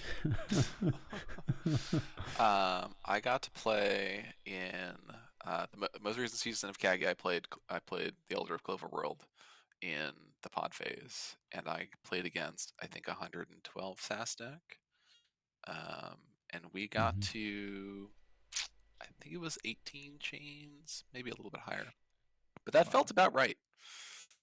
Hmm. Uh, Do you? I Yeah. want. I want to ask you to spill your secrets, but do you know how many turns it takes the Elder to win? yes, it's much faster than you think, Uh-huh. because it will snowball out of control if you don't tamp it down. So Uh-huh. um, uncontested, it's probably fastest it can do is probably like 8 or 9 turns, but reliably like 12 turns is probably pretty safe. Which Oh, most decks can do 12 turns, but you need to slap the other deck with a bunch of chains to be able to do the 12-turn Elder thing. Hmm. all right. I see, Quick Draw, that you messaged me in Zencaster. All right. Yes. Excellent. I decided to go for a DT Whirlpool deck. It is the first DT deck that I opened. All right, El Duderino, there is a link to the to a triad tool in the chat there as well. All right, so we have and I think we're gonna have. You're gonna do the Caesar. banning. Is that right, JT? I think this is on you, Mr. Brain. Is it? What did we do last week? I thought that because you know the decks, so like me doing the banning would be very silly. So let me take a look at what Bruce has got against us here. All right, we got Blitzler. Great. Mm-hmm. We've got the Fizzy Forest Keeper of Jungle's Vault. I saw this one recently. I remember you playing this one. It's got a Dusk Witch that can do some things. Yeah, this is very on theme for your last week's episode about witches. Yeah. Mm-hmm. Yeah, you got a lot of scary creatures here. Third one being Boom Boom. Boom Boom Agni Boneyard Thrall. Okay. Ooh, okay. Oh, nice. Clocks, but not a ton of clocks, but clocks. Is that the low F? The fact that there's only one tick-tock there? The F score, yeah. I'm surprised that efficiency score is as high as it is. I'm a little surprised too, but it is just the recklessness and the tick-tock, and that's it. Yeah. That timekeeper is a lie. Yes, that is just. I think this deck would have a hard time walking unless the opponent just decided to leave you. Yeah, you've already won the game. If you are timekeepering, you have won the game many turns ago. Yeah, that's true. All right. Oh, weird. Squallmaster gets a little boost of efficiency for the random discard on your own end. I mean, fair, interesting. Yeah. Yeah. It's stretching. It's a stretch, but it's fair. Did you pick a deck to ban already, Moose? It's on you, my guy. Okay. Oh. No, I know. I didn't want to talk out loud until. I also have not. The cool thing about the ban and bid, I talked about trying to get a balanced matchup, but you can also, if you just hate a certain set or archetype, you can just be like, I don't want to mess with that right now. Yeah. So, whenever JT and I play, just the two of us, I wish I had 3 bans because he always brings 3 decks that I wish I didn't have to play against. That's the best strategy. I don't know. I feel like these like big. So okay, my ban is in, so feel free to. Okay. Talk to your heart's content. Resume that thought in a moment. Yeah. You got a ban, Quick Draw? I got a ban. Yeah, we're just gonna ban the GR deck. We're gonna ban Boom Boom. No clocks, no complexity for Quick Draw. I have a great clock deck that I like for adaptive. It is like high 60s in SAS. This one, I don't know. I'm looking at the big number, but I feel like this one is in my NKFL lineup. So yeah, I feel like it's just got good value in general. It's not messing around. My favorite thing to do with it is the Unfathomable is capable of looping itself with the surprisingly playable Dredge. You can dredge Plunder, the Dredge itself, Dragnet, and then that Grekking can keep stealing a creature every turn. Very fun. Bruce, I'm gonna call you out. You have not hearted Blitzler, and I don't heart my own decks. and so you got banned for hearts. You banned the hearts, Quick Draw. You went with the Crusader, Crusader plan. I'm gonna heart Blitzler. There you go. So there you go. Now it's on the record. I've got tags for my favorite decks. I don't need hearts for that. Nice. I don't think I've ever played against Immortal Grekking. Okay, we're due a choice here, Quick Draw. Do you have yours locked in, Bruce? Locked and loaded. All right, what are we playing? Uh, I man, I kind of want you to pick, but Hmm. what did you Hmm. ban actually? I didn't even notice what you banned. I can't see it. VC's banned, so we have Okay, good. All right. between. I was gonna say like, that's probably the one I would not want to play with these Hmm. matchups. So we both banned the high SAS decks. I'm gonna say what was the second deck I even sent you, JT? We've Yeah, got Zirzog. let's play Zirzog Zirzog. and all right, playing Zirzog. I don't know if I remember Zirzog. Is this a deck I know? I don't know if you know it really. So Zirzog for Split Slayer. Okay, so we've got a combined like four Minus. gateways, five Five gateways. gateways, Yeah. 7 board wipes. We Combined net out 40 creature control between the two decks. and we net out to -8 efficiency Oh yeah. combined or something along those lines. Nice. Okay. All right. New game incoming in. Yes, I have to make the Always a game. beginner. Always in the beginner. Show hands to spectators. Normalize playing games in beginner. For real. And they're always at the top, so you don't have to go scrolling. That yeah, also a plus. Absolutely. And should be password sloppy. I'm already in. Second Zirzog. Quick draw selling this deck. Never ban a deck somebody's selling. Pro tip. And but This 5 could be hearts. yours, dear viewer. Yeah. I've had weak offers in the past that I didn't take. It's one of the only decks that I have for sale that I would not accept $10 for. Mm-hmm. Most decks I have for sale I would accept 10, or in many cases a lot less. Mm. Did we skip a bidding thing that we were supposed to do here? Oh, I made the game. JT poorly. didn't set up an adaptive best of one game, probably. Dang it. Dang it. See that I one, didn't. Oh no. We're messing up Blitzer's stats. All right, showing hands, adaptive. I didn't hate our hand either. I did have a gambling nut in my hand. That would have been fun. There's some prime. There's some prime Restringuntus lockout tech. Who calls the gambling flip? Is that the hand or the brain? That's before you're picking a house. So Good question. I think this has come up before, and I forget. Yeah. Is it the hand or the brain? If it's before house call, I'm gonna say that's a brain choice. I think. How about we have the brain will decide whether or not to gamble, Ooh, and okay. the hand will decide the house to gamble with. excellent. That feels on theme. Okay. Yeah. Okay. But bidding is squarely in your domain.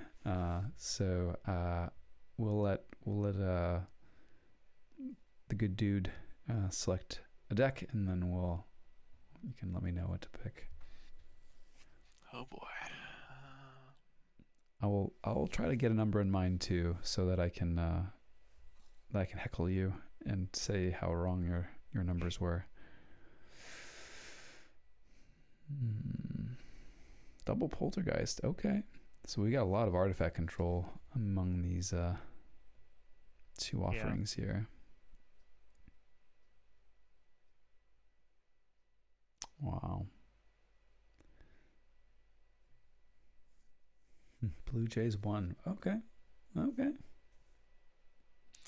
Toronto gonna reclaim the World Series. Okay, I have picked a deck. I think we should bid on Zirzog. Zirzog, locking it in. We have bidding to do.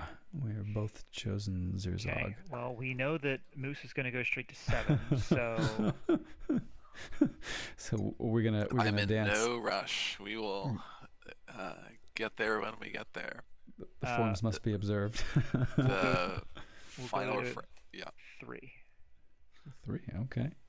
The final refrain match, my first one where I played Elder. I think the longest part of the entire match was bidding from 0 to, I believe, 22 chains one at a time. Yeah, and you guys went slow for that one. I remember. Oh, there was No rush in that one. It was definitely no rush. Nice. Okay, 4 from the dude. We'll go 5.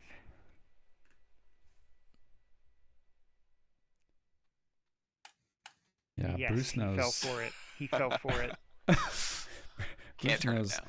But we also just talked about the incremental advantage between 6 and 7 being negligible. Negligible.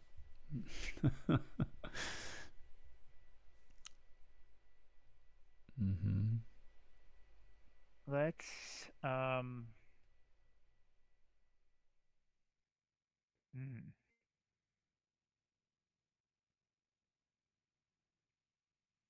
That's tough there. Let's 7. Hmm.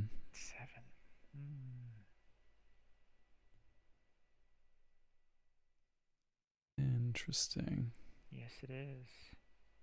Um, I think we pass here. Okay. I'm very good Good. at winning coin flips, so good luck and have fun.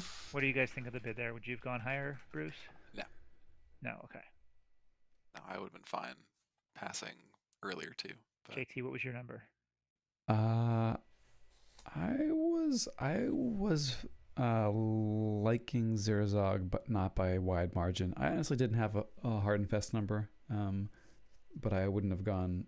I wouldn't have gone above, above 9, say. Yeah.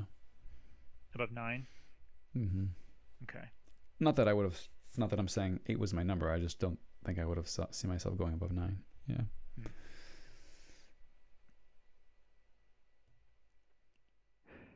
Hmm. I think we can keep this. Okay. Okay. Okay. Okay.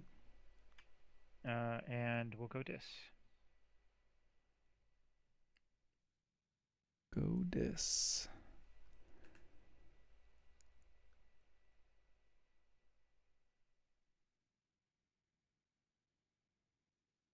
Will indeed.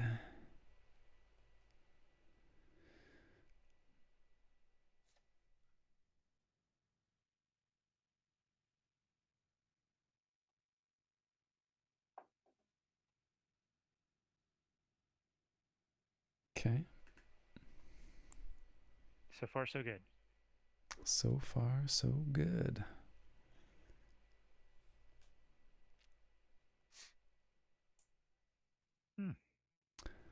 Well, shit. No. Interesting. We will go untamed.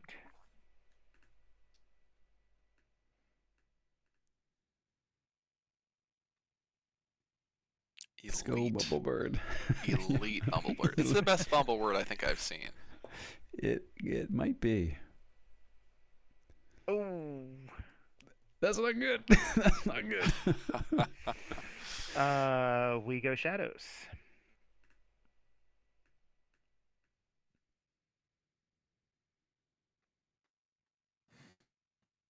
Was there? I don't think it mattered. I was gonna say, was there a play to, or was there a case to be made for going shadows before Untamed? But I think all of the. I don't think so, just because the shoulder aid can't fight. Mm-hmm. Mm-hmm. Is true. Let's see. The damage from hand. Lupo. You got. Yeah. That's rough. We'll go untamed.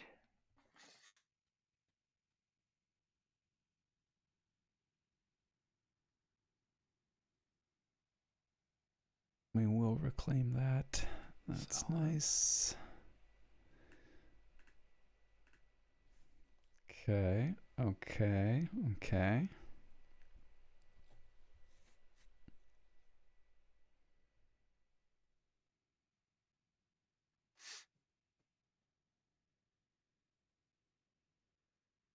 Clean that up a little bit. Mm-hmm. That's nice. Yeah, I think we're good. No need to play cards. We'll go, I have the initiative. we'll go shadows. This is a beautiful, beautiful damage pip. Nice.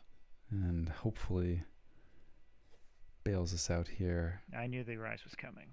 Rise. What a jerk. Okay. I had that. My opening hand was Gateway, Restringuntus, Arise. Okay. I did have to think a little bit Well, about how to JT, he play. thinks he's won the game, but we're going to go Shadows. Oh yeah, more damage. Better to be lucky than good, as they say. There's a Pincerator. Very nice. Very, very nice. Mm-hmm.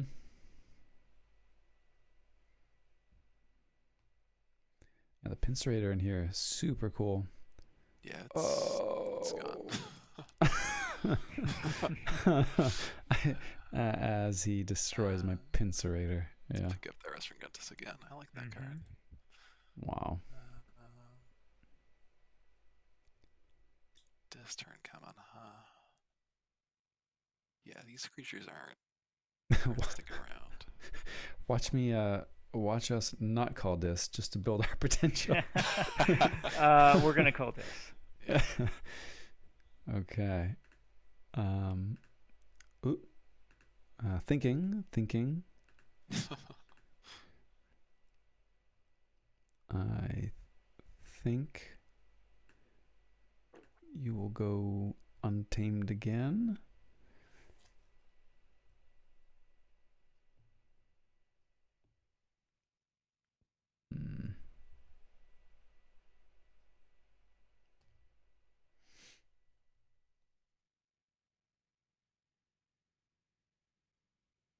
Trying to decide how much of a jerk I'm going to be if I discard this Gateway after listening to Bruce talk about how he holds it all the time.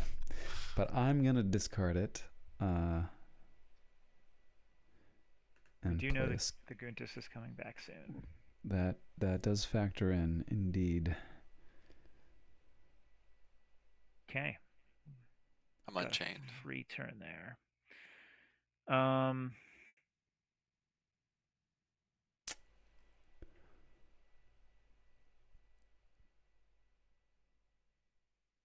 Oh yeah, Mooseman Unchained.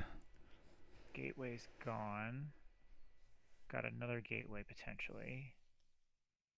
Shaffle's Terror. Let's go Shadows. I like that Shadows call.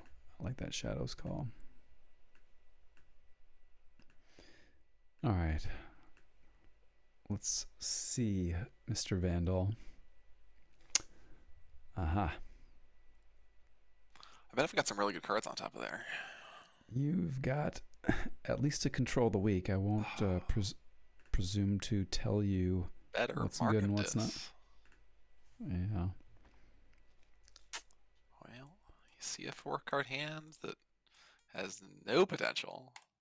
Play the 4-card hand. That's interesting.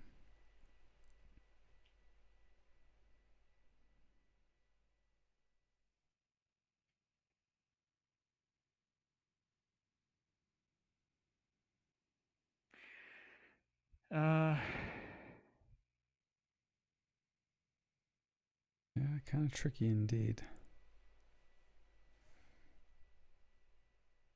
There are very few hands when playing Blitzler that are not tricky. They just all look like Niphalabe Cephaloist, Gloriana's Attendant, Gambling Den, and 2 board wipes. Like, oh, there's a miasma. Okay, I was like, what's there's going on a miasma. here? Yeah, I'm always impressed by how much you squeeze out of it, and then when I end up playing Blitzler, I feel like it is just very clunky in my hands. Yep. Yes, very clunky all the time.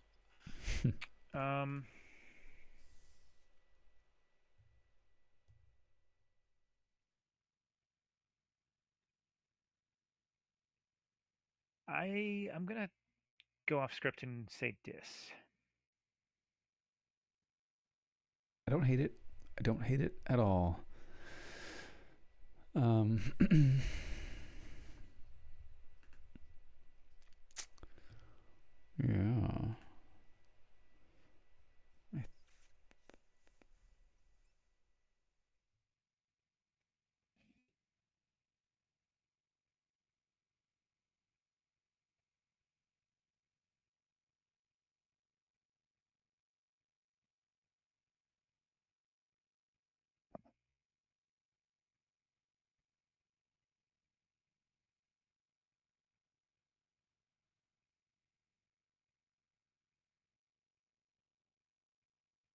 So tough knowing that Guntus is coming back.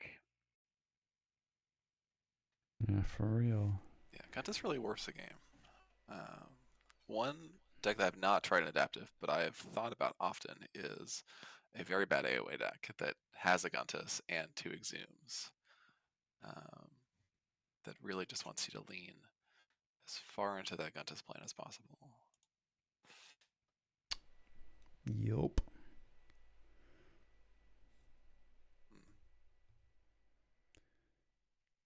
Ricky. Not sure if I would have played the Skix, but maybe it's not bad.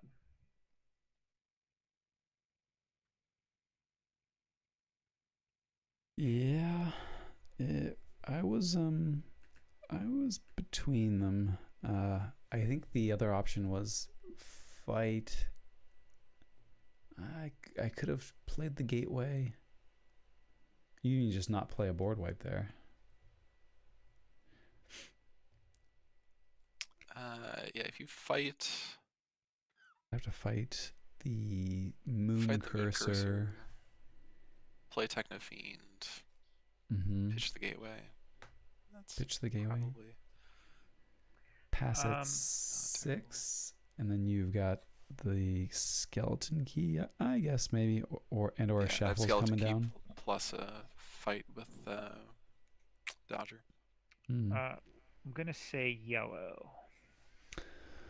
What a jerk. Yes. Yes. Let's go Untamed. Yeah. Breathe the sigh and unload the Untamed. And get that Skixuno back in the mix. No mutants to be held. That's one of the reasons why I wasn't sure about the Skix last turn. Mm-hmm. Because you could have had 2 mutants out there right now. I could have.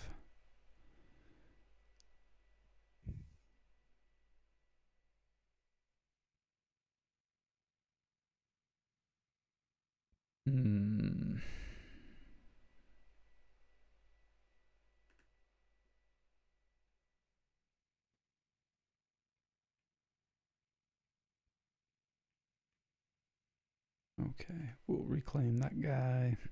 We will shuffle Skix back. Quickdraw doesn't like it. I don't, because I wanted to keep the answer.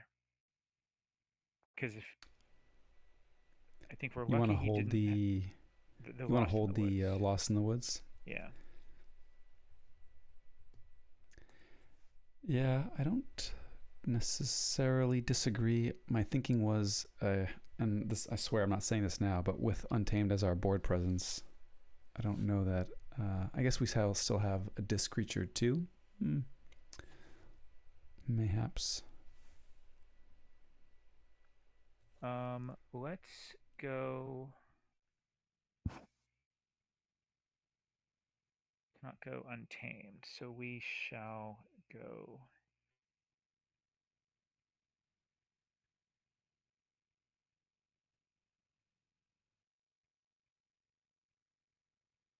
Let's go Dis. Okay.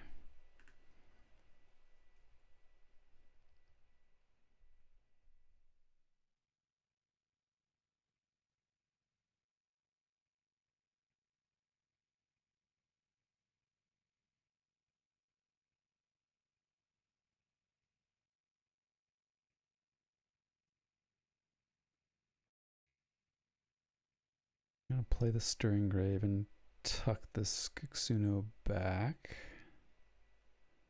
I guess I could take not Skixuno. You haven't really seen the good tuckable creatures yet. I would beg to differ. I think given the circumstances of this game, we've got a couple good options in there. That's true. Yeah, in obviously between the Infernus and the Bow would be nice, but yeah, there's the easy top ones. I think Skixuno and the Shouldered are the immediate choices. I'm trying to see if they have a way to burn me if I take the Shouldered and bank on having the damage pip. This is the most important that shoulder it has ever been. Yeah. Like, I mean, Skixuno also deals with the shaffles, which is nice. But I'm very greedy here. You got another Skixuno coming. Don't even worry about I really do. it. And a gateway Shuffles. somewhere. We It's literally just talked about this. 2 board wipes left in your 9-card deck. They gotta show up eventually. They will show up very soon. Yeah, I'm gonna take the shoulder id. Quick Draw's gonna tell me how wrong that is, I'm sure. But here we are. And I will smash your Control the Weak.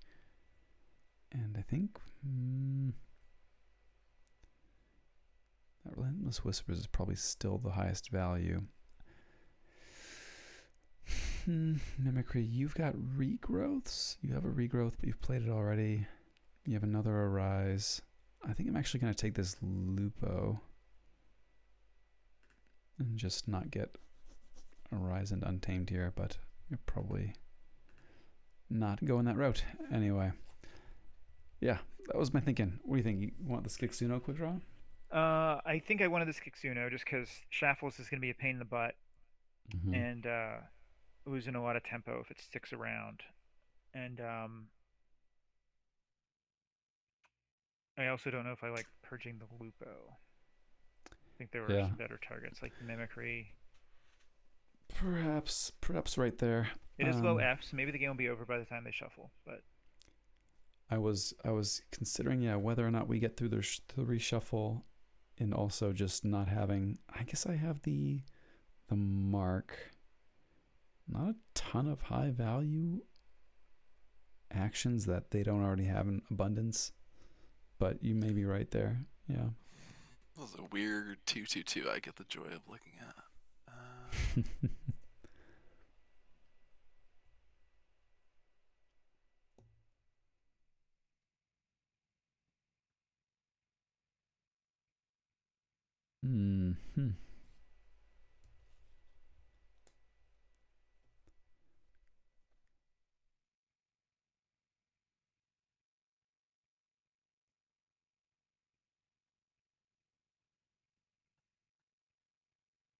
Yeah, I was honestly thinking about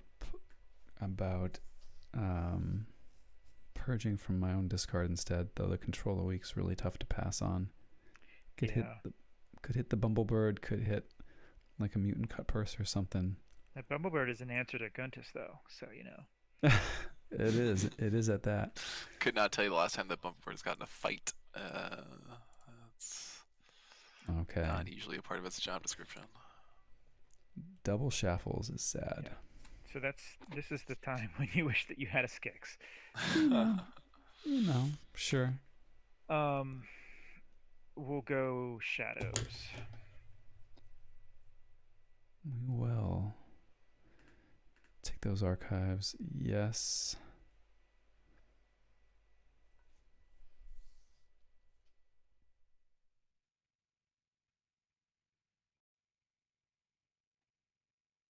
No, we didn't come here not to gamble. Let's go. Now we're playing Blitzer Keyforge. Yeah.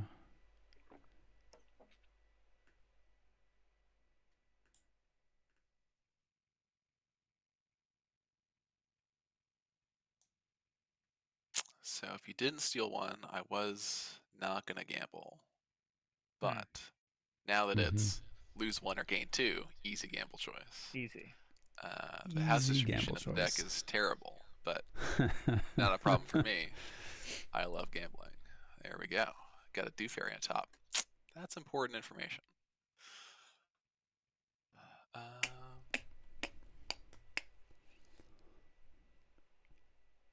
Interesting.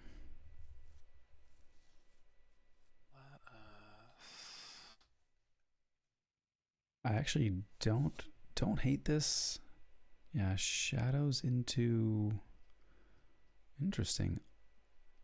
Pawn This is the sacrifice. turn I was looking Cool. at last turn as well to hit your 2 floops, but elected not to do it.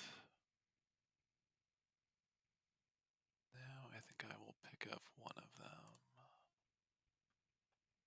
And I will discard this poison wave. Okay. I think we gamble here. Oh yeah, easy gamble. Okay. Boom. There it is. Nice. Love Gambling it. the real gambling down. Better to be lucky than good. Yeah, let's get that blue key, right? I think we agree that blue is second. Blue key. Blue key is second. I would agree. Excellent. Now we can go any house we want. That goodness is gone. Let's go untamed.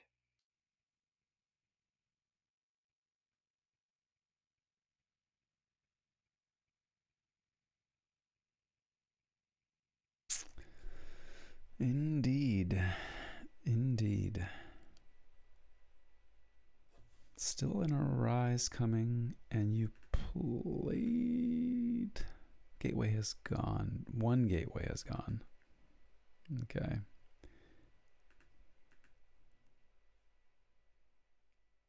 And we've yet to see a poltergeist. Okay.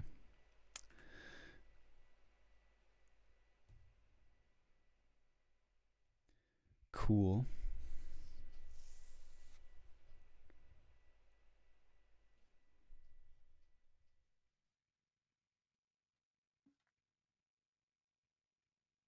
All right, we'll play the Fangtooth.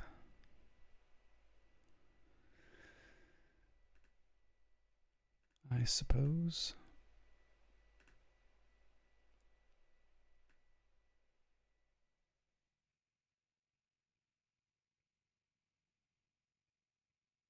And we're discarding this attendant. Okay. Another easy gamble. Yeah, feeling better about this one. It's gonna be this. Nice. Hey. Hey, that's the full moon I've been waiting on for years. Well, you know it's coming. It's coming. Something to look forward to.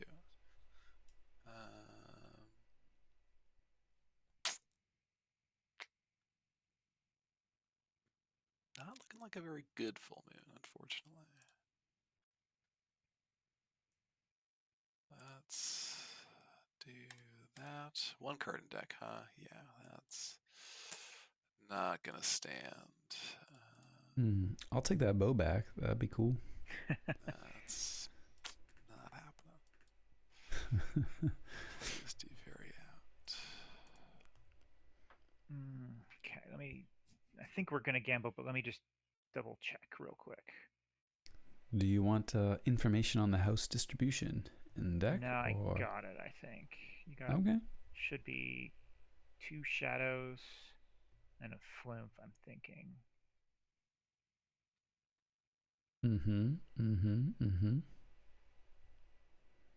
You ain't wrong. Okay, well, I won't guess any further. So yes, we will gamble. Going dis. Ooh, so good. Easy. So good. That's good gambling.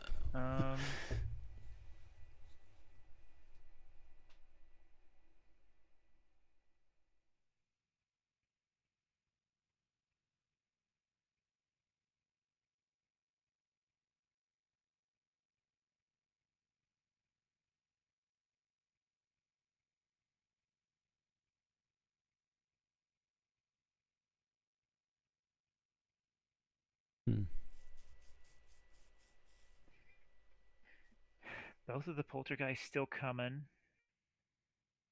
Yep. Let's go shadows. Yep. Okay.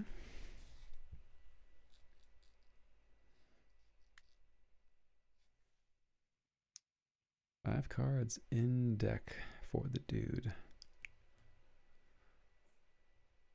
Getting down to the good stuff. Yeah, for real. And Rye's still coming too.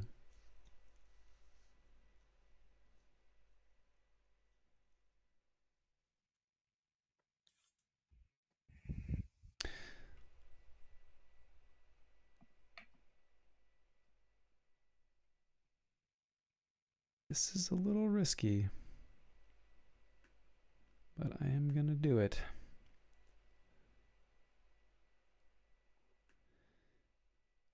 Okay.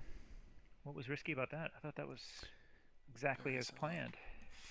I guess there's the potential to give up a key here immediately. I think it puts him on needing lots of outs. Gonna have to have at least, let's see, at least two like of Rise for Dis. Yep.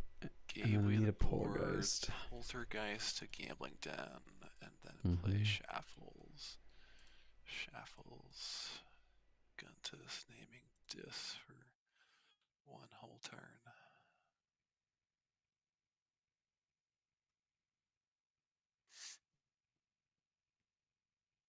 Very nice. All right, so we will gamble. Yes. We Gamble, will. quote unquote. Untamed. Cool.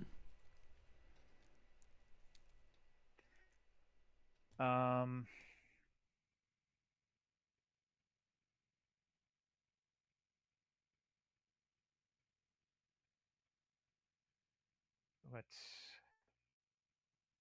go Shadows.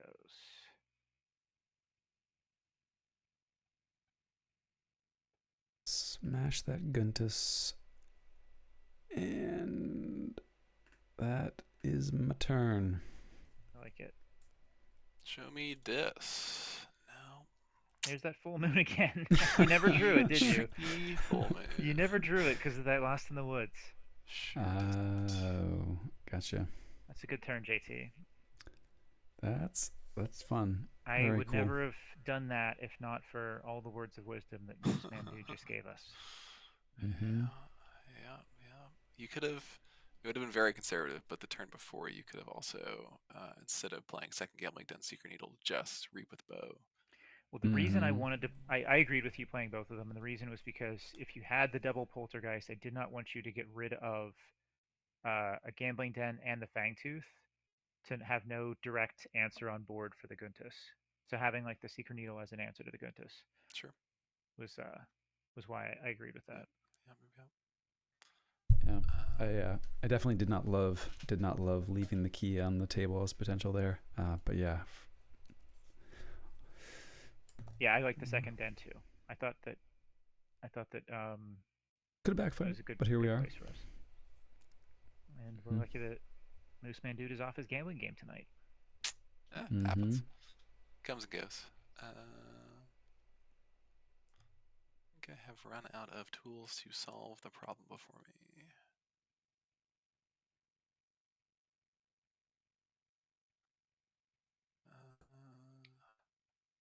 Subtle Maul came late too. I was actually thinking about that as like an answer for not being able to just sit there and gamble the rest of the game. Yeah. Force them to discard and draw. Yeah. Ooh, a miasma. Another miasma. Yeah, if I'd hit on that Gambling Den, then I would have been back in it because I had the miasma to stall you for a turn. Yeah. I did not do that. And you're at 1 as well. So we're gonna gamble. Cool. That's a yes. Okay.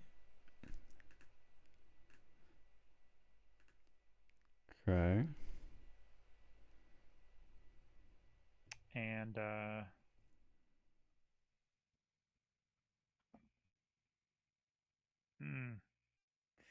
now is when I should probably look at the rest of the cards he has left. 1, 2, 3, 8, 9, 10.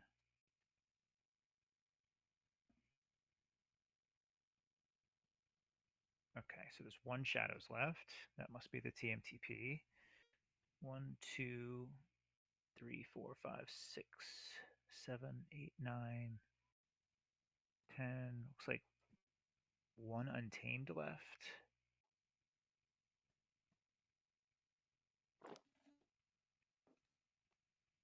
Probably that full moon. And then the rest is this. So that's 5, 6, 7, 8, 9. I had big dreams of this full moon when I looked at the I feel list, like but I'm missing one card. So got a yeah, Dominator bobble. We got gateway number well, bobble. both gateways are gone. Both gateways are gone. Both Control's gone. poltergeists are in Terror there. Shackle. So there's 2 poltergeists, a bobble, and a terror. Oh wow, yeah, we 4 haven't discs. seen one poltergeist left. Yep. 4 discs, Lost in the Woods. Sorry, 4 discs, Full Moon, and TMTP. None of those are Amber Control. I mean, So, I'd put TMT in the camp, but I see what you mean. yeah, no, TMTP is not Amber Control. That's not Amber Control. What are you talking about? Let's go Shadows, just because I'm curious what you do. Okay.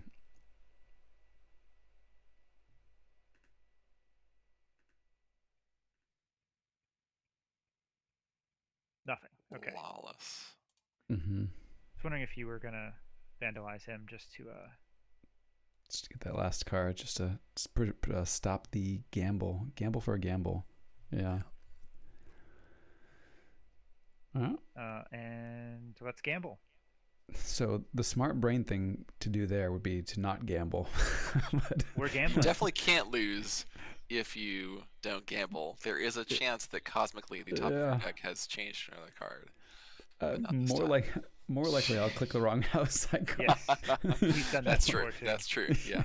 The GG. buttons are very close to each other. Good game. GG's. Yeah. I was definitely nervous after that start because we needed to draw some very specific things. Yeah. To That was my answer. big chance to win the game, was trying to get the Guntus through early.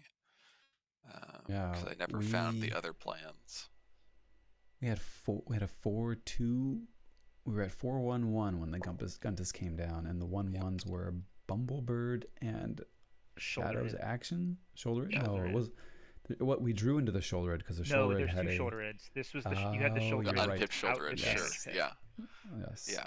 It's an easy named disc because half of the disc house answers the Guntus, and nothing anywhere else is a problem solver for the Guntus. Pincerator, Fangtooth, both came very late, and those both will. Well, Pincerator came and went. It did. Yes. But Fangtooth would have been good. Yeah. Yeah, and obviously we couldn't go Shadows because the shoulder red couldn't fight the Guntus off. Right. Yep. But Yes. this also makes me think that with as many horrible slow turns we had, maybe there weren't enough chains. No. I mean, the things at the side of the game here were not the chains. So. I think. But like the Guntus came together very quickly. Yeah. And I wonder and if your answers didn't come together very quickly. Right, because there are lots of answers in here. You know, like especially artifacts, and you would need the mimicry like you did on the one, or the poltergeists. Yeah, I'd be interested to see a game where the full moon finds its way into a hand before the final turn of the game, and then you get to Arise the Untamed and burst that way. Yeah, but there's no key cheat, so I don't need it. That's not a Blitzler can take about 2 at a time. It cannot stop you over 8 outside of Dis. Yeah. So you're not going to get punished for it. I think did we miss? We didn't miss any gambles, so that helped. That always helps. That always helps. But I also took into account what you had said during the show, which is that if you have a 50% chance, just take it. Yeah. Oh yeah. Yeah. They were all 50% chance or better. We hit a key there. Look, we hit a key there. Staring at a Shaffles, which was very fortunate. Yeah, and I had the TNTP at that point too, and it suddenly became totally useless once you hit that key. Yeah, because the shadows. Well, the skeleton key was gone, so. Yeah, Gambling Den in general turns off that scaling very effectively. Yeah. Honestly, working through the early Guntus in the way we did, I think was probably about as well as that could have gone for us. Yeah, I mean, Yeah, with the there are a couple damage arises, troops lying yeah. around. Mm-hmm. we eventually Helped. found them. Yep. We did. I mean, on draw ones peeling off the top, so that was very fortunate. Yeah. Yeah, Yep. easily could have drawn 2 more gateways or something like Or that, and that would have been yeah. game. So it was razor thin margins It all was very throughout that yep. game. If I could have gambled better, I would have got myself back into it anyway. But Yep. There you not today. go. Saving it all for Candy Live. Tune in next time for how to gamble better, I guess. That's right. Like I always said, PV is not the most variance. It's all coda. It's all good. All coda. Yeah, interesting. That was cool. That was a good one. Yeah, we very fortunately had our first seed and the key at critical moments too, which was also Yeah. Yeah, getting the fortunate. Oh. seed off the table. That seed would have been brutal because I think that was after you'd played the Arise, I don't think we had seen the or maybe the Horizon. Guntus was still out. The Goodness was definitely still out. It was Gunfus got nice and comfy on the table before it Yeah. left. Mm-hmm.